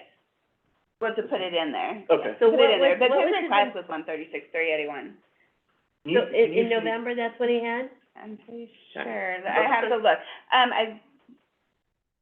I just know that scroll up. the legal fees over there are gonna be going up. I know that there's some, bridge projects that are gonna happen. There are easements that he needs to take care of, and we need to have money in that account. I mean, everything's fluid, and I know that, but I didn't know if he accounted for those things in his staff. My computer is acting up. I did want to note, though, while I'm looking that up, I'll note it. Last year's original budget was $52 million. Right. While I'm down here at So the bottom of we're my at- spreadsheet. So we are, I mean, original, and I that, know, be aware I know. that there's gonna be, comments on that. It was $52.9 million. This year, we're looking at $65 million. One of the reasons why is because in the past, there has been a number that was set on the general fund budget. We cut and we got to that, and we worked on the general fund budget, as you mentioned earlier. It looks bad, like the sheriff's office looked like they were over budget, but really, But we were it was under set at budget. it was set at an arbitrary number that, we knew we weren't going to get to, and it was fixed at the end. We've mentioned a few times during, since Martha's come into office, that we wanted to change that. We don't want to do that. It's hard to give you guys reports and say this is where we at financially when we don't know when all those funds are running on an over budget. So this year, And it's more the general fund, transparent and open for people to we were going to be understand. able to give you quarterly reports with, exactly where we at with these funds. The departments now, general fund, are going to be required to transfer appropriations as they're over budget, or we can look and do additional appropriations if we look to see that there, it wasn't, something that was originally anticipated or something like that. So just wanted to make you aware of those situations, because that is a huge jump from last year. And none of There's our, a rationale to that. none of our There numbers there is, yeah. none of our numbers are arbitrary. As I said, nothing came out of thin air. Oh, yeah. Everything is based on Prior budget. plus requests and what we have. And Commissioner, I gotta make a point, since you brought it up, that with the Metro Parks Board, or Metro Parks, you said, yeah, they're gonna have more legal bills, they may need more. I don't give them a penny more, as long as the park board isn't cooperating with us. I understand. We had a meeting last week, we told Zach to be at the meeting, he wasn't there. We can't control him, apparently he works for his board, and he's budgeted by his board, and they didn't wanna cooperate with the citizens of Warren Township or with the commissioners. Last week in the meeting, we asked for another meeting with them, they said not unless they control it and it's their meeting. We got a letter from their new gentleman, that's their chairman of the board, in our email this week. You got it, I got it, Commissioner Frenchco got it. Basically them saying, nope, we're not gonna do this, here's reference to look at the other dams. We're moving ahead with it, we don't care what you think, in essence. So the only thing we can do as commissioners is not give a budget. And if they don't have money to get more attorneys, or they get more increased attorney bills, and they don't have the money, then you don't hire the attorneys. They're not gonna come to us later and say, hey, we went over on this, we need more money from the county. We're not gonna reward bad behavior or uncooperative behavior in them having a lack of response to us and the citizens of the county. Agreed, and I probably. I'm not shouldn't saying have cut Zach at this No, no, no. point, or cut him down to zero, I shouldn't have but said. don't give him I anything shouldn't have said more. legal fees. That was just something that came to my mind. What I mean to say is phase 4 of the bike trail, there's a lot of expense that goes along with finishing Sure. this trail. We do have to fund. There's a lot of, things that I know he's brought to my attention in conjunction with that are gonna be upcoming, that we funded in the past for the first 3 phases, Right. and that we're gonna have to fund in this year. So I didn't know if he was accounting for all those. I didn't mean to say legal fees, that was just on top of it, but, His November request was $125,000. So- And then after the budget hearing, but when he came to the budget hearing, he had requested the 136,381, because they did, get the additional money last year for the Okay. part-time The employees. $10,000 for the part-time Right. employee. Yes. And so, To replace Ms. Isabella as their secretary. and we're looking at, really Plus with treasurer, all of whatever. that, with the increase from last year to this year, it's a less than $500 increase. right, no, I get that, yeah, I see that. So, I mean, if he comes for, different funds, we can always entertain that. I just Right. didn't know if it was, that's. I didn't know what his ask was off the top of my head. $125,000 was part of the November budget that was submitted, and then, like I said, when he came to the budget hearing, it was increased. His, ask was 136,381 because of the, additional part-time employee to replace him. So- And I guess what I'm getting at is I just want their board to understand, No, I get that. they're not I get autonomous that. where they call shots on everything, I they know. have to be receptive to the public. But they also. And I view the public spoke loudly in Oh, Warren Township. absolutely. And for them to refuse the way that they did, and for them to treat, trustee Anderson at their meeting the way that they did that day, if that's the stance that their board is gonna take, then we have to have a counter stance in our sense and only do what we have the legal authority to do. Yeah, And we can't make them change their decision on the board, but we can make them play nice and make them cooperate, make them be receptive, or if they don't wanna be receptive, then they can have a park board without a budget. I guess I wasn't even thinking about the whole Meadowbrook project and all that, I was thinking more of the phase 4 of the bike trail. All right, I understand, and there are great things they do, I'm not criticizing Yes, the board, there's great, That we wanna great get things that finished, they've done. you know. And I want them to continue to do that, but at the same sense, I agree, they have to realize they have to be receptive to the public. sure, I agree. So, are you guys, do you want us to do what we talked about? Yes. I think Okay. that's Right? good to move forward. So the timeline is what, as I said, I will not be here next week, but I'll probably be on the phone line, so. Thank you for all your work on this, we know it's, Excellent. I will be able to give you, general fund detail by the end of today and, the other funds by tomorrow. Okay. And then, I'll put it on the agenda for next week and see where we can go from So there. just to refresh so that you guys understand, we say the other funds, you know, every department has their own, or every, public official has their own fund. It does get journalized, but it's not, it doesn't affect the general fund, so, Right. but you guys do have to vote on it. So you just, more of an informational journalizing kind of thing. Okay. I watched what Ashtabula did last week with they did their budget last week, and you were so much more detailed, not criticizing them at all, but I'm proud of what we have Oh, here, because absolutely. this is way more detailed than, I just wish the entire board could be here. We're hoping to provide you with more detailed information as, you know, quarterly and as we go along. And we do provide the financial statements monthly, and attached to that are general fund, summaries, so. You're welcome. Thank you. good. Thank you. Waiting Hi, patiently Diane. back there. I'm so sorry we took so long. Senior levy,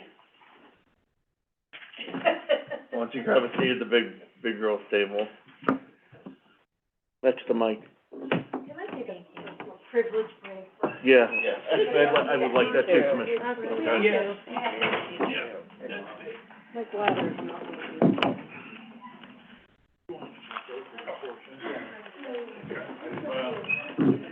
Thank you.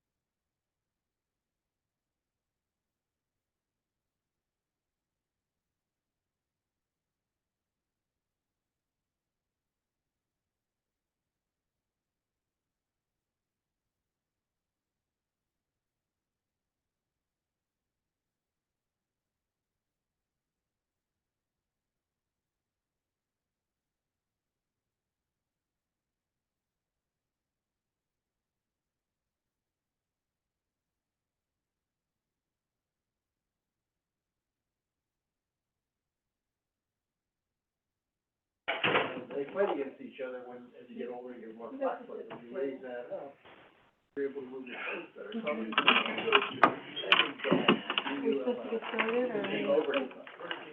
need to make a motion to get back into it?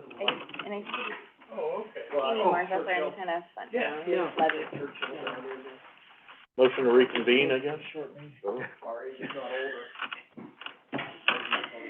Do we need a motion to reconvene, President?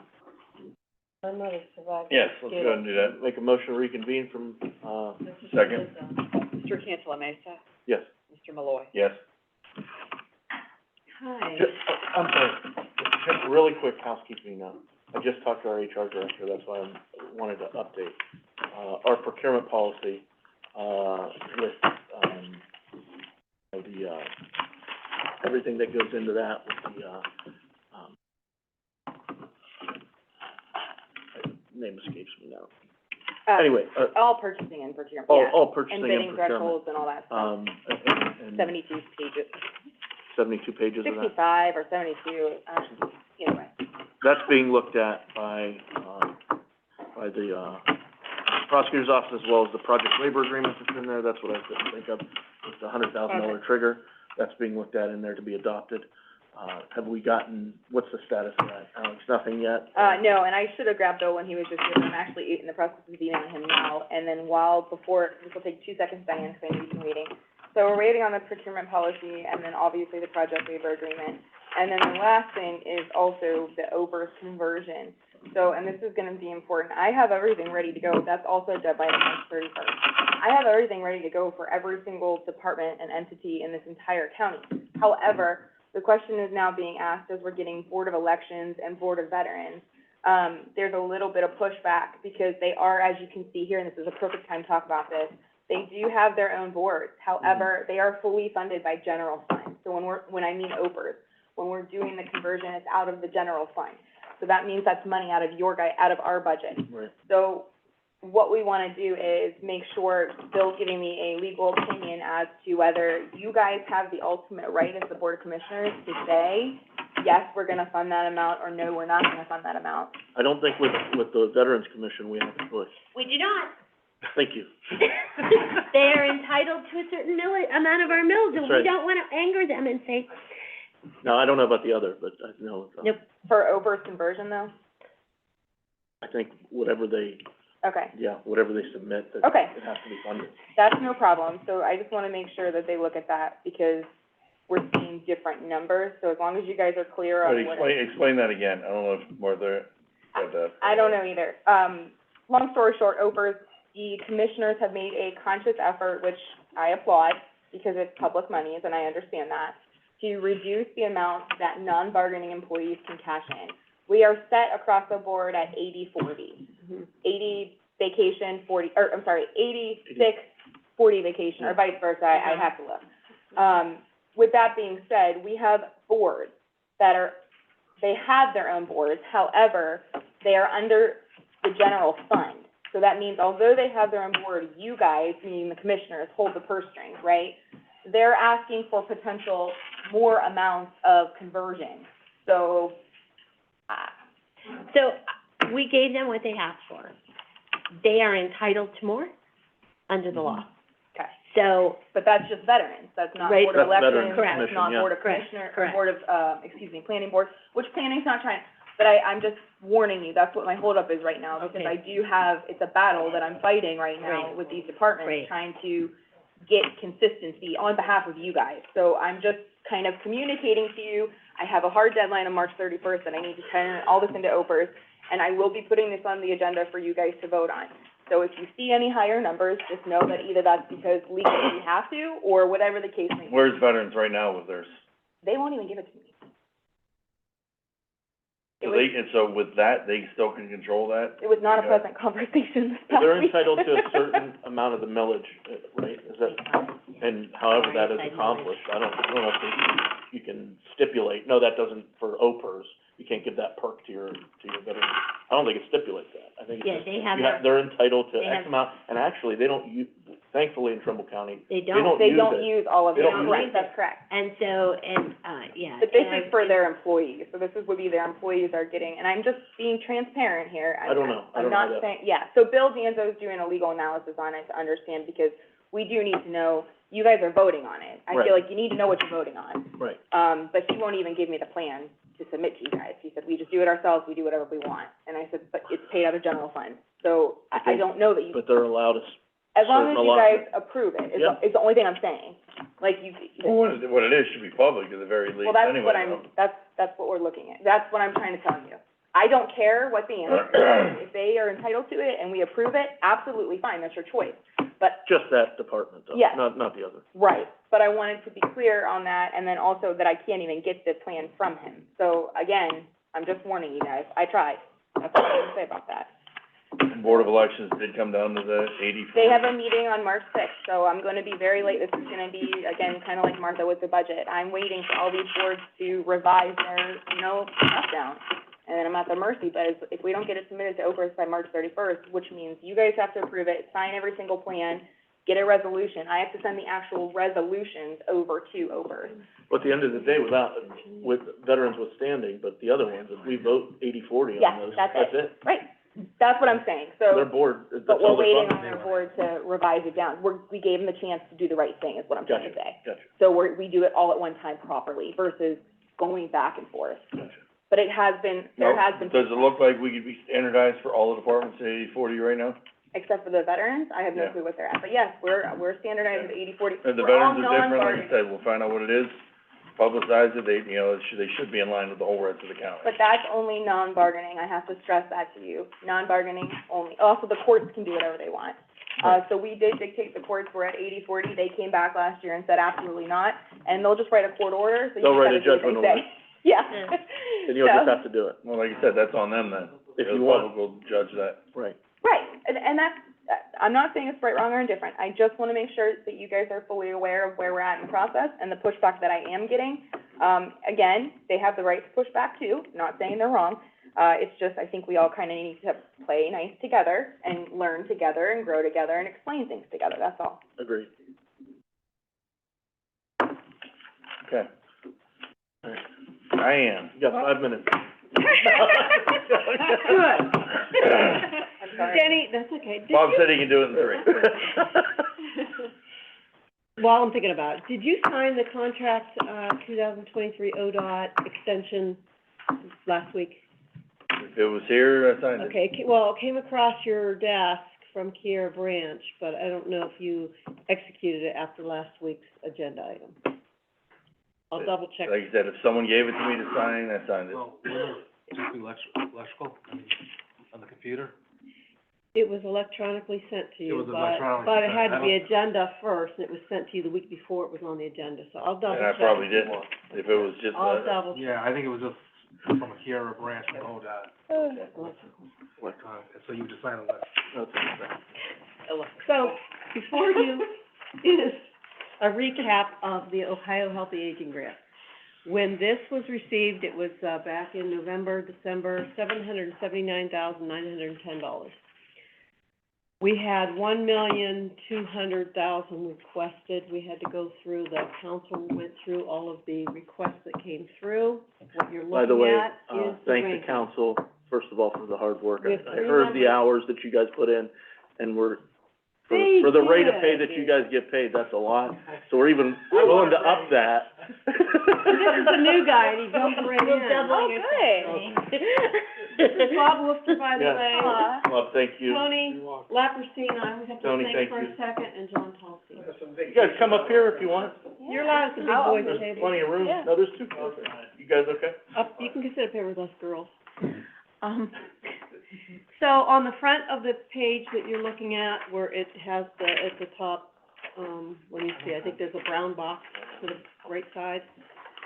That is what they plan to award. So what you can see in front of you is what was requested and what's being recommended to be funded. The ones on the back side, where it just has a green bar at the top, those are the additional requests that were not filled at this time. I will tell you from my memory, you can see there's about 8 to 10 access point requests. That's Scope's new, overseeing, they merged, I think they merged or bought out, I'm not sure which way it happened. But a lot of those programs are current programs that they're currently doing without needing this funding. So why are we giving them more funding if it's a program that's already being done? A lot of what they were requesting was advertising costs. How much was it, John Paulstein? Like $80,000 of what they were requesting was advertising. We just couldn't see that as a need for direct senior service. So back to the front, the first batch is for minimum housing. We have to fund at least $156,000 per the requirements of the grant. They are going to award Trumbull Neighborhood Partnership, it's a new partnership for senior levy, and also Access Point asked for money for their Someplace Safe domestic violence shelter. We learned that there are seniors that get into that the domestic violence shelter, so the request for them was $15,000 on that. So, housing, $171,000, most of that's going to Trumbull Neighborhood Partnership. They plan on doing wheelchair ramps, modifications if needed, grab bars, things like that for seniors. So it's a direct relationship to the seniors. We're excited about that relationship. The next area was the minimum tech we have to fund is $77,990. The recommendation by the council is $142,000. We're going to double the amount that the state says we can spend on technology. I can go into detail as to what those programs are. I will be sending you those bids when this is on the agenda next week, so you can look through to see what's being requested. But some interesting technology programs.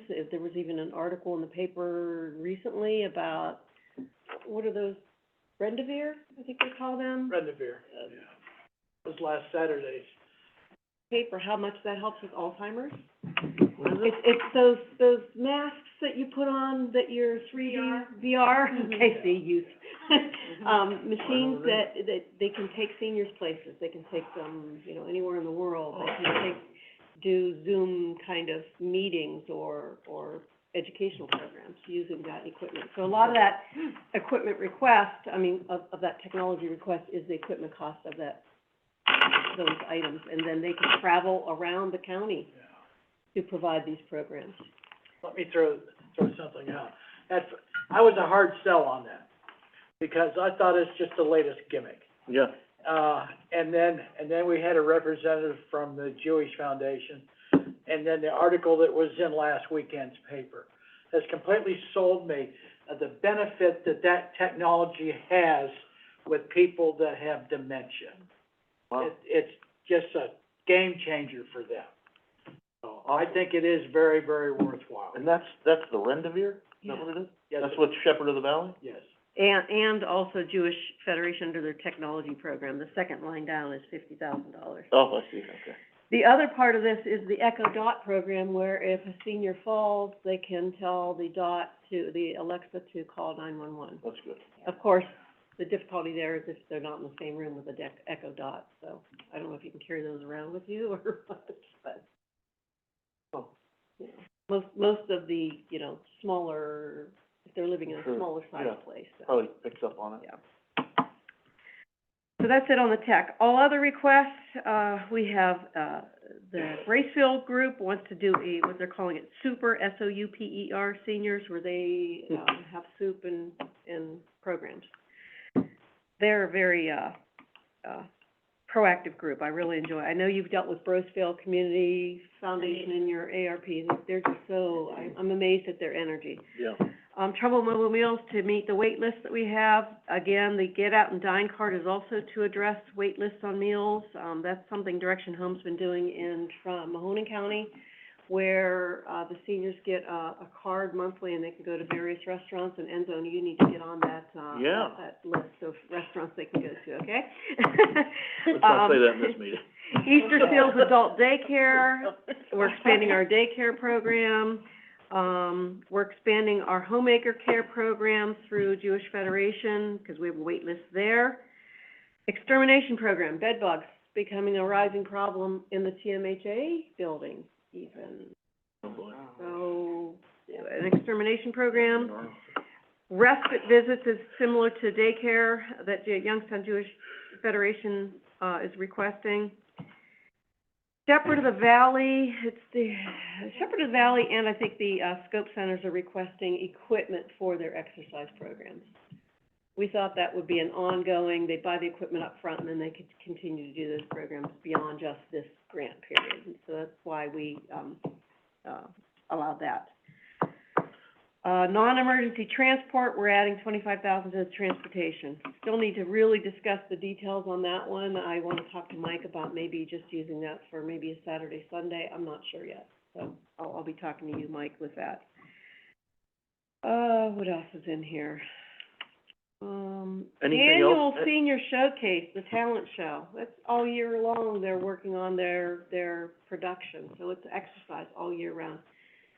The core reasons for these programs are listed at the top. That's what we have to address for ODOT, or for, Ohio. I know I deal with ODOT so much. The Ohio Department of Aging wants us to meet 6 core items, and that was part of the award-making process on this, is to make sure that we're keeping up with the core idea of Department of Aging. And that's basically keeping our seniors healthy and active. That's why we geared our programs towards fitness kind of things, meal programs, adult daycare, mental health. It's all part of the core idea for the Ohio Department of Aging. Any questions? Besides the, non-emergency transit for the 25,000, any other transit-related We had awards? 2 requesting transportation systems, but they were requesting vans, Not service. not, service Well, and yeah. vans, but part of that, they weren't even up and running yet, and this is a 6-month program. How do you purchase those vans? There's proper paperwork with capital purchasing the vans. It's actually your asset, and if the program doesn't continue for 5 years, we have to return that van. There's just so much more paperwork with the van, and they have to be able to continue after this, Yeah, for 5 years. That's why we didn't fund any of the van requests. They And can you get said- that $5310 if they really. Okay, and what about, Right. what's this OEA? Office of Elderly Affairs, you already encumbered that right off the get-go to keep the meal program running. Okay, so we gave them Where's that at? 156, and that's still running, and the girl who was helping That's you. running, I looked at the budget, and it looks like they will still be able to run through June. Just through June with this? Yeah. Their monthly costs are about $40,000 a month. And they're Okay. servicing 70 seniors right now with daily And you're meals. phasing them out as you go. They're not taking on any new, and they were at 100 at the beginning of the year, they're at 70 now, so you can see how it has Oh, I know. Oh, yeah. dropped off. Okay, and then hopefully, the last of them, when you get down to them, will be integrated in the Jewish Community Center or somewhere else. The others, we have our, here's the beautiful timing of this, really. We have our bid process that starts in, new awards for September. So our plan is to expand what we put out for bid, that we can continue to meet some of these programs in our interest, if they're interested in our resources. We're using carryover money with that, putting the cart before the horse, with the plan that the levy will also increase with a replacement levy. Bring us up to speed. Right. Replacement, I'm saying the right word. Yes, you are. At the least replacement levy, and that, the levy committee still has to come to the commissioners for that ask as well. I heard there's 5 related levy increase or request, levy ballot language needed this year.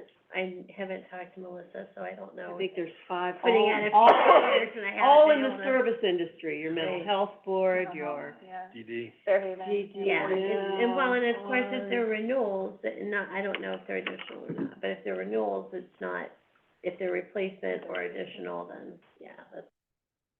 TSB doesn't have, they just had theirs, I think, a year or 2 ago, so they're on a 4-year. Not up, I think 4 to DD, I do know mental it's health, 40. MRDD, and senior levy are definitely all up at the same time. Okay, so this is what your board recommends, Don't say. or they recommend to us to approve, right? What's this that? as it Mental sits? health and recovery board. This your will be recommendations. recommendations for next week's meeting. Okay, and Health, RD, mental health. was there any pushback from any people that got denied or declined, or They're you not didn't hear aware from yet. anybody saying? Yeah, mental health "Oh, recovery. okay." They're not aware, this is the first Can you email me? reporting of money that was requested versus being awarded. I think we need time for that, at least to notify them and then see what the feedback is from the community, probably before we vote on it, I would imagine, right? Sorry. I'd like to get some feedback from the community after they tell these people you weren't approved. Yeah. See what the feedback is, see what the fallout is before we finalize this. Yeah, I'm fine with that. I can send What's our this- deadline? Just to make sure somebody didn't say, well, I sent an email and they never got it, or we applied for this, it was Deadline, lost in the mail, you know, March something. 31st, we have to have at least 50% awarded. We have 156,000 awarded right now. So by March 31st, we have to have at least half of it awarded. Well, I'd rather approve it all By at one September time, but I just 30th. wanna make sure we 100% didn't of miss it anything. used. Yeah, I'm fine with that. Okay, so I will send this out to all of the vendors that requested funding, and then if they have any questions, to call me. Well, we certainly appreciate the work you guys have done. You guys have done the heavy lifting with the recommendation. Was your board pretty unanimous on this? What, and you had some board members that have potential conflicts in here. I'm sure they abstained from whatever. Yes. I know that Tony and probably Dominic, In fact, Tony has hardly been at the meetings, right? Tony Brown? No. you did as well? I was on a separate board. I didn't know that, okay. We have ranking Well, Tony sheets. works there, doesn't he? Tony's changed jobs, he's no longer at Trumbull. Yeah? He's changed with, last week. ABI. Okay. When I do send this in for, I was hoping to put this on next week's agenda, Thursday. So I have to have it submitted by Thursday. I mean, I'm gonna go with their recommendations. They put a lot of work into it. You've obviously done your due diligence. And the commission. I just don't want, when she releases it, then people, if we get phone calls Friday, Monday, someone complaining they submitted, they didn't get it, why didn't they get it, then we gotta go vote, and then may hold up a vote or whatever, Well, because we we haven't have had a a chance to talk to them. We have the ranking sheet that the committee did.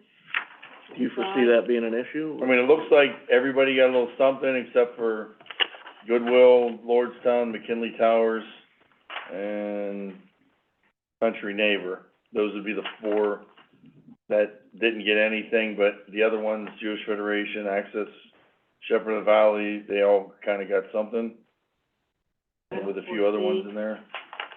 I don't foresee from what we didn't.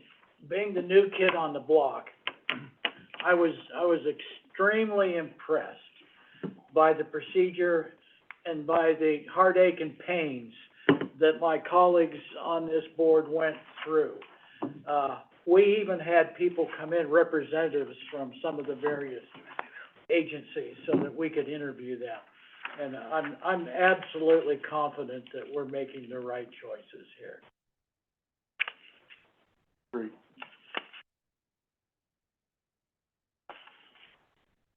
Yeah, I'm ready to proceed. I think, I know I talked to Dominic, he called me the other day and said how much time that the committee has put into this, and I know he's very proud of it, and you should be, you guys, as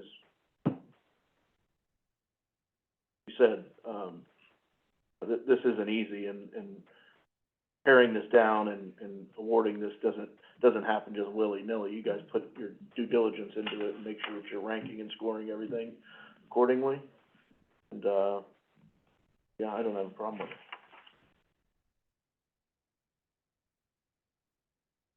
I'll send them out to all the vendors.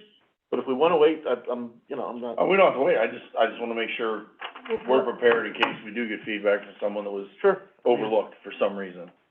Not that there is, but One other. there always someone always seems to pop out of the woodwork at I last agree. minute that, I oh, they agree. sent it to the wrong email or I know. whatever. We look for innovative, new programming. something we had to do. We also wanted to make sure we hit our wait list, to expand services there. And we also wanted to make sure that we followed the Ohio Department of Aging's six core items that are listed there at the top of the page. How many hours would you say the committee has in on this? I totaled 250 at least. Wow. The one thing last year, the only thing we really, This is my Three detail guy meetings now. and plus the truck one. Wow. the only thing that we got complaints on last year was grass mowing. Is there anything in here that addresses the grass mowing problem? Actually, Get Zach I out believe there. our grass mowing contractor hired a new vendor Oh. to do the grass cutting, so I'm Let's looking try. forward to the spring. Yeah.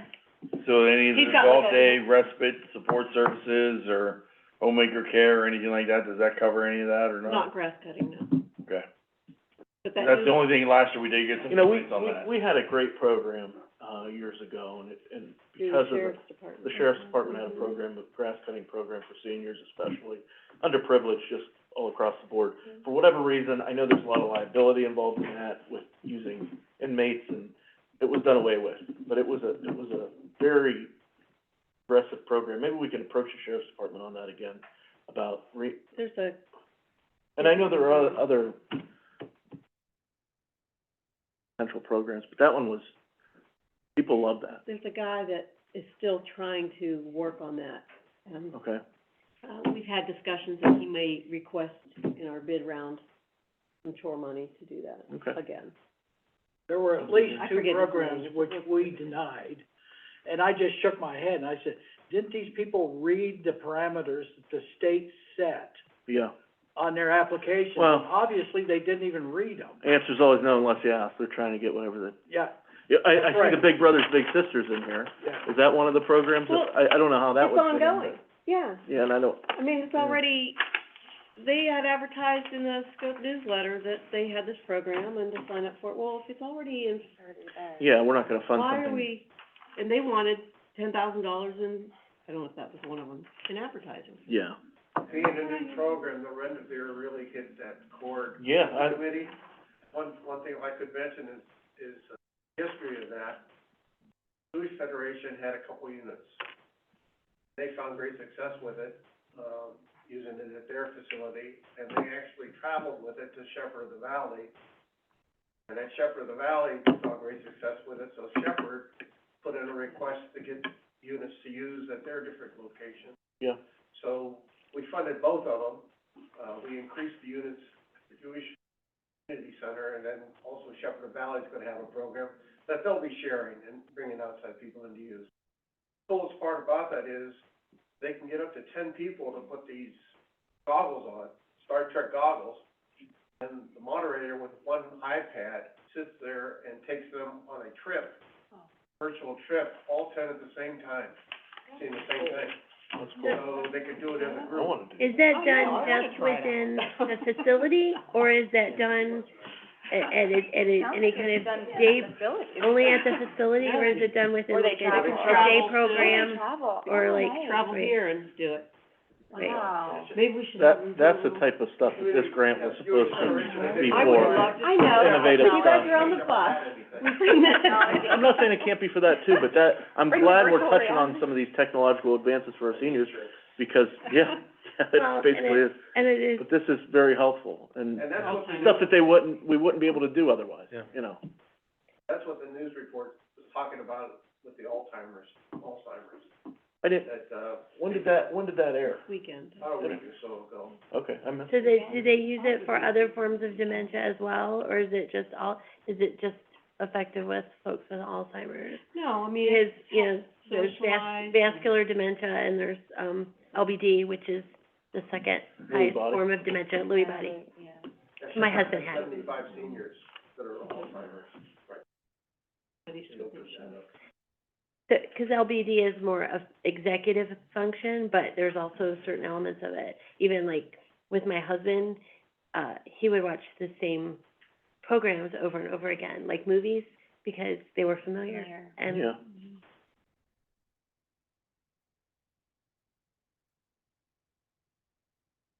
Well, yeah, go I ahead. just wanna talk so everyone has an understanding of how the committee worked here.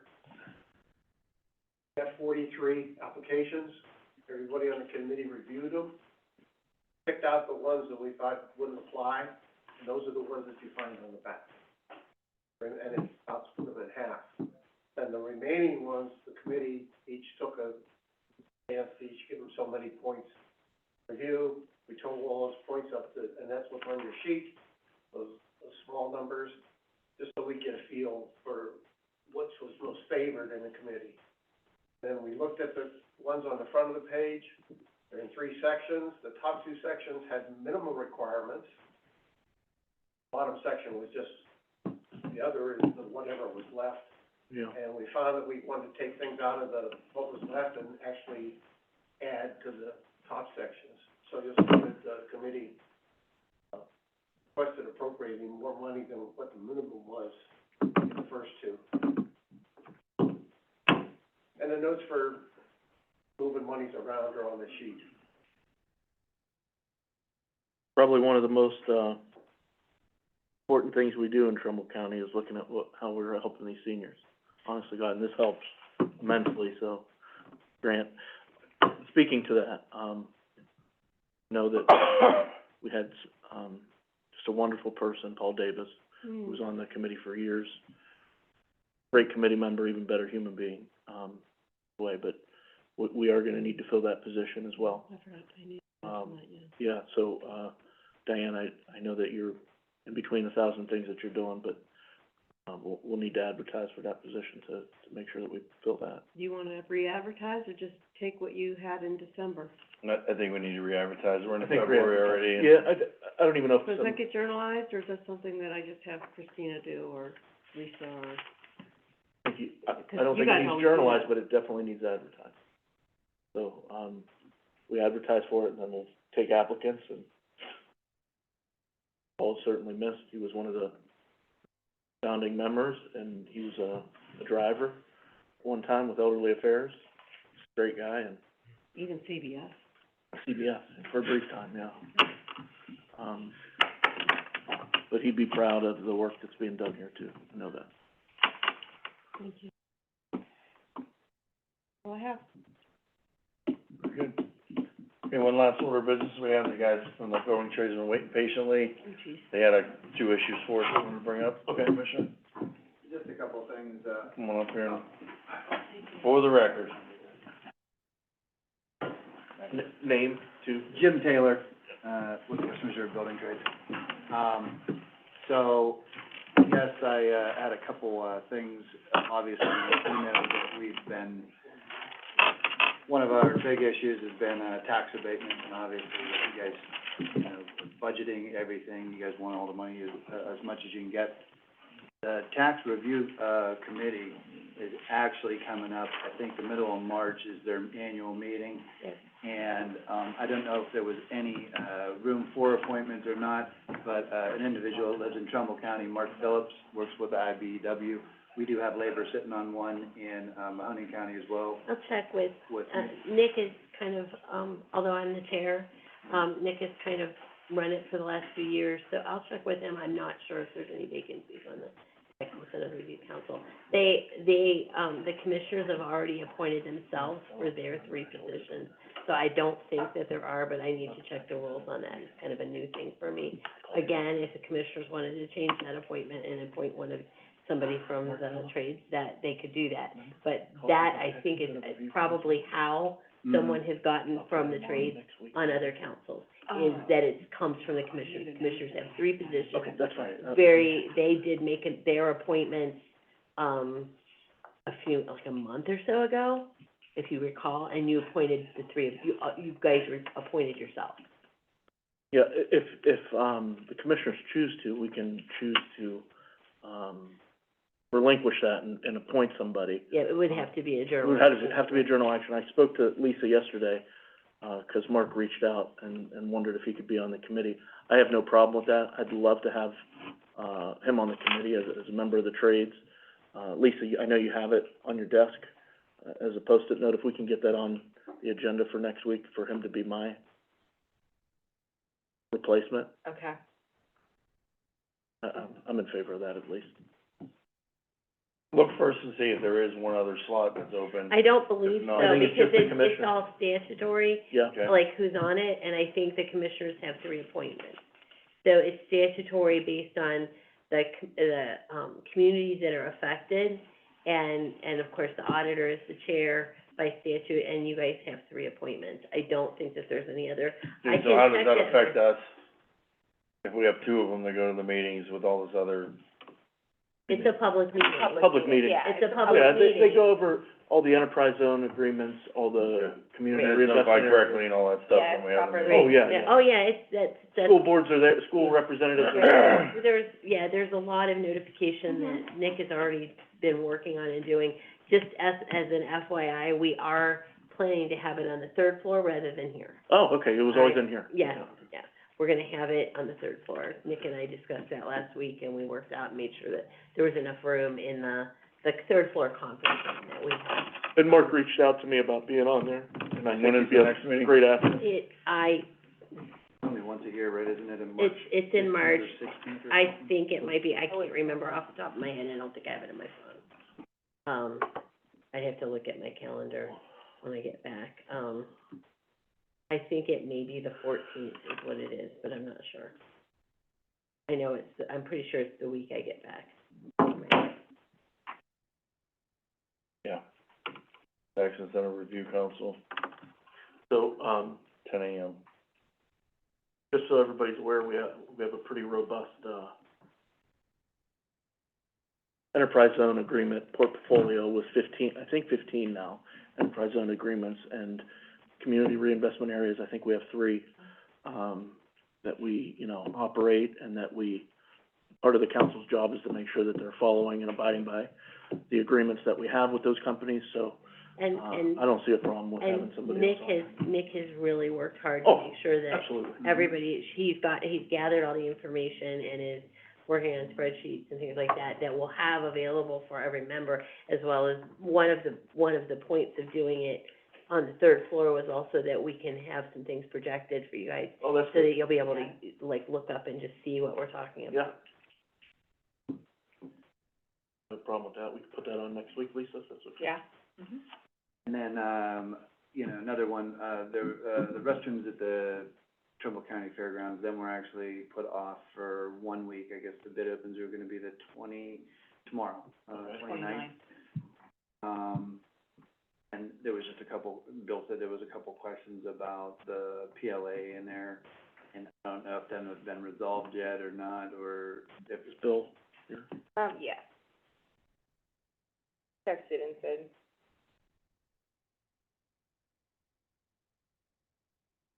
he, was at the fairgrounds, so he's back, so he said, if you need me, just call, so I just sent him a text, he can answer your question to come on. While we're waiting for him, I know that I've talked to the commissioners in the past, a couple years ago.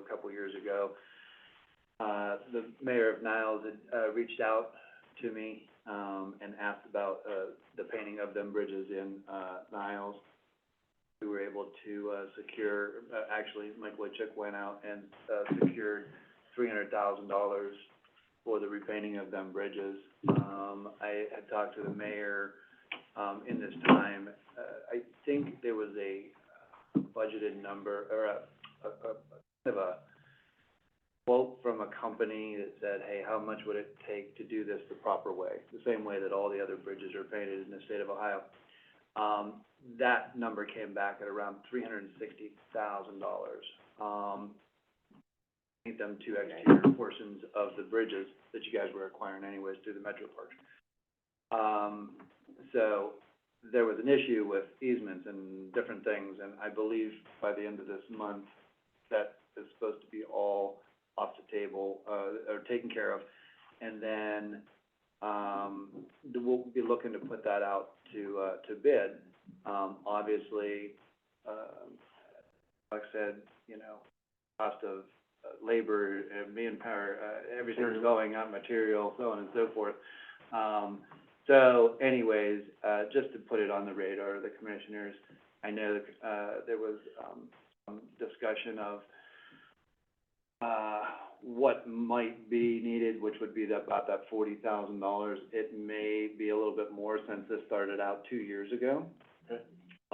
But obviously, they can always put that out to bid. I don't think I wanna get into the cost of putting it out to bid and bid and bid and bid again, but to have a good number, going out to bid the first time and moving forward with that project.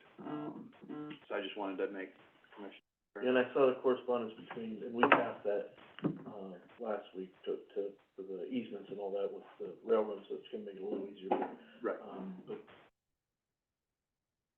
see, the correspondence, we're CC'd on the correspondence between the mayor and Zach, so, somewhat moving along, I think. Yeah, and one thing that I'd like to say is that it was a combination, it was bipartisan, it was Yeah. the state, it was the local, you know, the county, you know, even, you know, I know Gary Schaefer from the, engineer's office had, you know, took some time to, help Zach with documents, you know, for bid stuff, so. Yep. Appreciate that. Bill's on his way up. He was, on the sidewalk, just in like 2 seconds. No, that's fine. Martha, I actually had a question. On construction tax abatements, when does an appraisal go out on someone does a renovation, gets permitted, let's say it's $300,000. Permit gets done, construction gets done, when would that property be reappraised for property tax valuation? I'm not sure if it's right when it's complete in that year. I'm pretty sure, because we do new construction field checks all the time. So I'm pretty sure that it's, once it's completed, and it might be a percent, and I'm speaking off the top of my head, and remember, I'm not one of my appraisers. So, but I'm pretty sure that it will be in the year that it's completed, then that tax year, so it will be the next. The following tax year. It would be, the tax years are kind of like income tax, right? You earn the money and then you pay the taxes the next year. Right. It's the same thing. It gets that value. It's usually January 1st of the year. So like if it's completed mid-year, I think it would be like the following one, but I'm not absolutely certain. If after we're done, you wanna come and talk to one of my appraisers, you can. They'll be glad to give you that information. It does get more complicated. That's one of those little detail things I haven't quite, if you have paid any attention to what I talk about in these meetings, I have like I've got lots of little things that are out there that I'm kind of looking at as I go. But they'll talk to you, about that, and they'll be glad to, because but we do, we go out, we get listed permits, we don't get the permit. We'll just follow the guidelines. So we do go out and our guys For commercial, and we're only talking about commercial or industrial, probably not a residential, that would probably. Right, and that might be one of our guys, or one of the folks that we contract, or the guy that we contract with. We have a company that we contract with that does our mass appraisals, and they do a certain amount of our new construction as well, just to help reduce the field checks for our inside. So, but come on down and talk to one of our appraisers, they'll be glad to. Come on down, the price is wrong. Right. Or right. It better be right, and we try to make it right. Go ahead. Hey, Bill, I'm sorry. Mr. Taylor had a question for you. Project labor agreement. We had spoke earlier, there was, a question on the PLA and, the restroom project at Yeah. the fairgrounds was gonna be bid opening was the 22nd, but it got Push back. till tomorrow. Yeah, Thursday, yes. Or Thursday, I'm sorry. Thursday, 29th. 29th, 29th. and then that'll be 2:00, and 2:30. did any of the questions get resolved then? There were 3 amendments done. One was just done recently that we put back in a package and was emailed. I don't know if you got an email copy of the addendum, new addendum. I did from Mike. Yeah, from Mike, Get the that third from Mike. addendum, yeah, and I just met a contractor out there again, wanted to go see it, so that's where I went when I left here, so.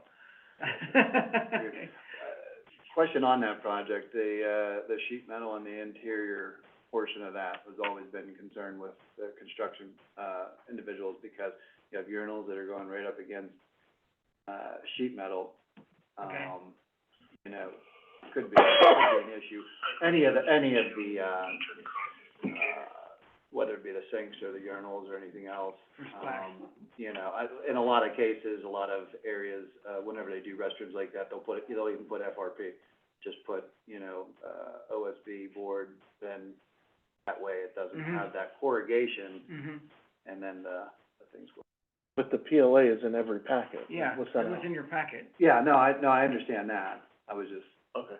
you know, I thought there was a question on the PLA, and that's why it was Oh, no, backed up. no, It was the questions on the amendment. On the On the- addendum, on the on the addendum, three, the yeah, addendums. yeah, on the three, 'cause concerns came up with each Okay. visit. Somebody visited and said, hey, what about this? We're doing 8 hand dryers, they're 20 amp a hand dryer, that's a 200 amp service. Okay, well, then Right. we had to upgrade some of the power sources and so forth and so on. Yeah, that's where I just left, with the one contractor measured between the two 6x6 posts. Well, it measures 8 feet outside. Well, we have a 9-foot door going there. Well, make doors in increments of 5 inches, so Right. we can reduce it down to a 7'5" door if we needed to, or whatever goes inside, and still hide the hallway in between, yeah. And then, another question would be on the, Cortland roof Okay, project. yes. The RFQs. RFQs where came we- in, we have, going out for interviews now. Mike Swinski's putting together a, question thing for the 3 that graded, the 2 from the highway engineers and 1, Tim Saxon, the architect that put it out for the bid for us. They will be asking the interview questions.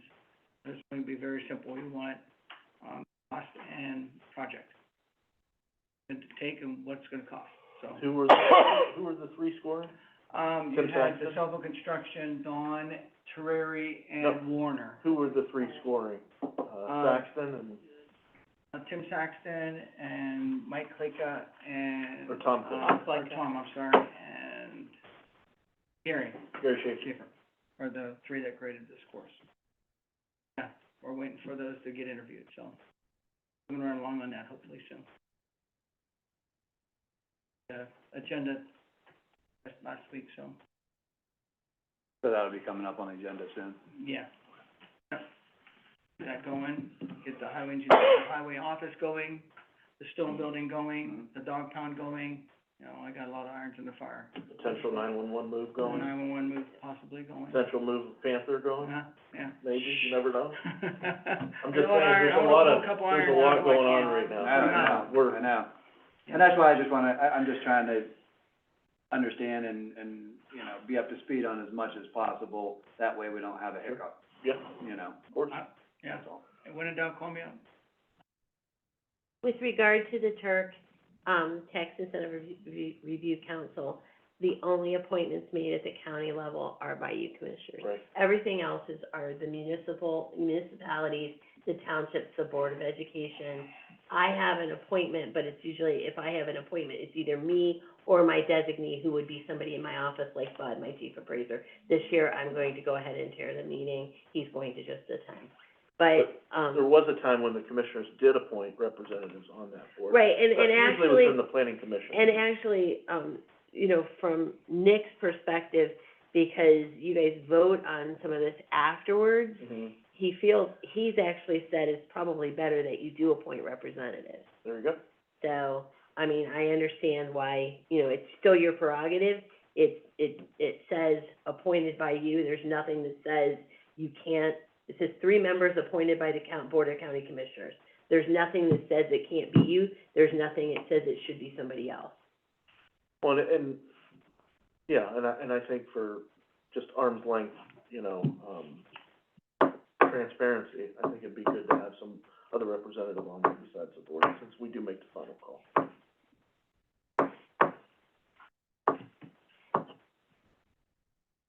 Very good. And I have one more thing before you adjourn, just to clarify. So for the Board of Revision, I know we said we would do it tomorrow. For Lisa's sake, is it okay if I just put it on for next week? Yeah. 'Cause we're, as long as kind of we know, so we're working on scheduling, that's kind of what your intent is to do those, and just journalize it next week, I'm fine with that, Fine with it, if you're fine with it. right? I do have another question. Myself and Mr. Danzo were talking, yesterday about the parking situation. Yeah. some of the questions came up is, and again, I don't know what the commissioners want for space. How many spaces? Do you put a dollar amount when you go out for an RFP, how much you're looking for, or just how many spaces in general are you How many inquiring? spaces are over there? Over here, I counted maybe 15 to 20, but over there, there's a whole parking lot full, but that's Temporary. just temporary, yes, until they start building that facility over there. And then where else downtown is there close by? Hate to make it so, Actually, Something like that. Mr. Valesky said there's 30 spots there. Well, if you take out the green poles, the fencing, you're losing those 5, 6 right there. So then you went down to 20, but depends on how you diagonal the parking in that space right out here. I counted about 15 to 20. Hang on, back in, pull in, back out, drive around the gate. Back out, drive around the gate. You know, in, drive around the gate. Because you can't ease the church lot, which we do, which they could block that off, or we could block that off. And you don't wanna go up under his overhang, Gotta go eat. you know, where they would Right. drop off, and so that leaves coming in our lot, and then out the gated lot, gated. That would be the question if you're still entertaining, how many I spaces? mean, I would not take the poles out, I'd leave it as it is there, and it's worked that way is a lot, Then it's one way in, one way out, right? then going through the church. talking about the why. The Valesky's property here. Oh, You have the poles, the with the chain, yeah, and then you have the tree with the chain, and then his whole parking where the funeral people would park, okay. and then up along the building. We would just take it from the tree, the chain, all the way straight across to our building. So, can you meet with them and just have them give you a walkthrough of exactly where he's willing to start and where he's willing to Well, end, how many spots there? myself and Auditor Yoder did that a while back ago. With him? Yeah, with him, and he suggested pulling out the chain that where next to Morrow's car would park. Just to open up that drive-in space, and then you could diagonal park in, back out, and then drive around where the gate is at to get back out on Harmon Street. If not, you gotta back all the way out where you guys park and then come up that way. Instead of going through the RFP process, I mean, we know what we wanted. I mean, you're asking for how many spaces and all that, it's obvious. I mean, I wonder if there's a mechanism that the commissioners can use through the Port Authority or the CIC or somebody that we didn't have to go through this and just do this lease agreement, because we know what we're looking for. I mean, when you ask how many spaces, we're gonna say, well, how many spaces are in that lot? Right. Because that's the lot we want. I Correct. mean, but, And that comes down to where I need to get quotes to fill in the space now with blacktop that we just tore the Ween building down, the garage down, right, and there's still adequate space up there for parking as well, once I get it blacktop.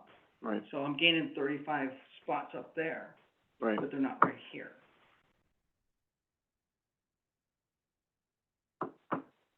I mean, I guess if you're gonna go through the RFP process, I mean, make it for as many spots as that, I think that would would be more transparent, but I don't know who all would want to chime in on it other than, and then it's a negotiation. Can we do it for at least 15 spots? Him, I mean, in the RFP, we're looking for parking for at least. at least.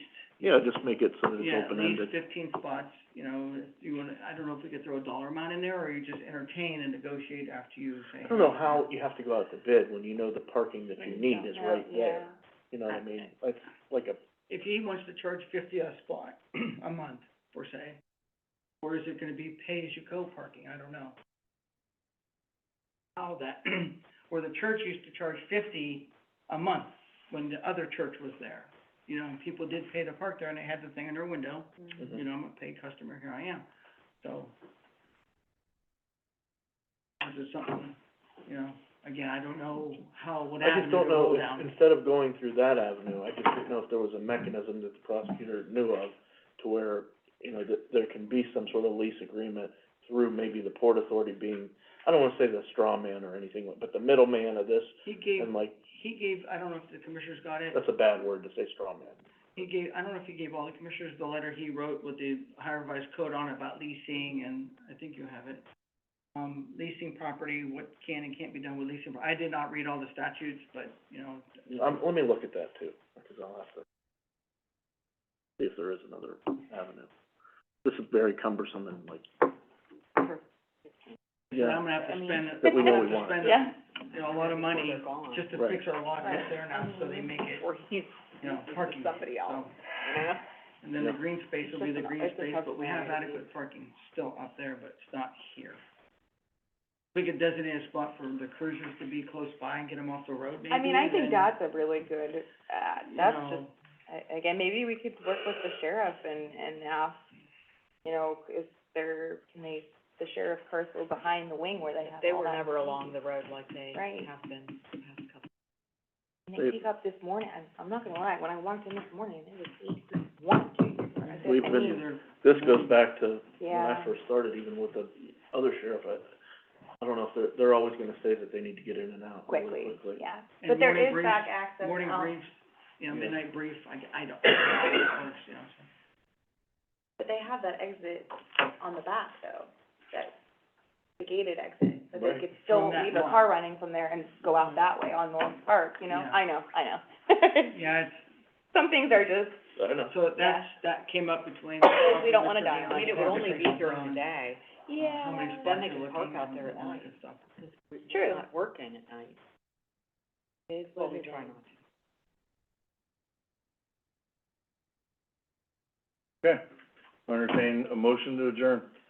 Motion to adjourn? Second. Mr. Cantala Mesa, Yes. Mr. Malloy. Yes. Okey-dokey. Thanks for coming, guys.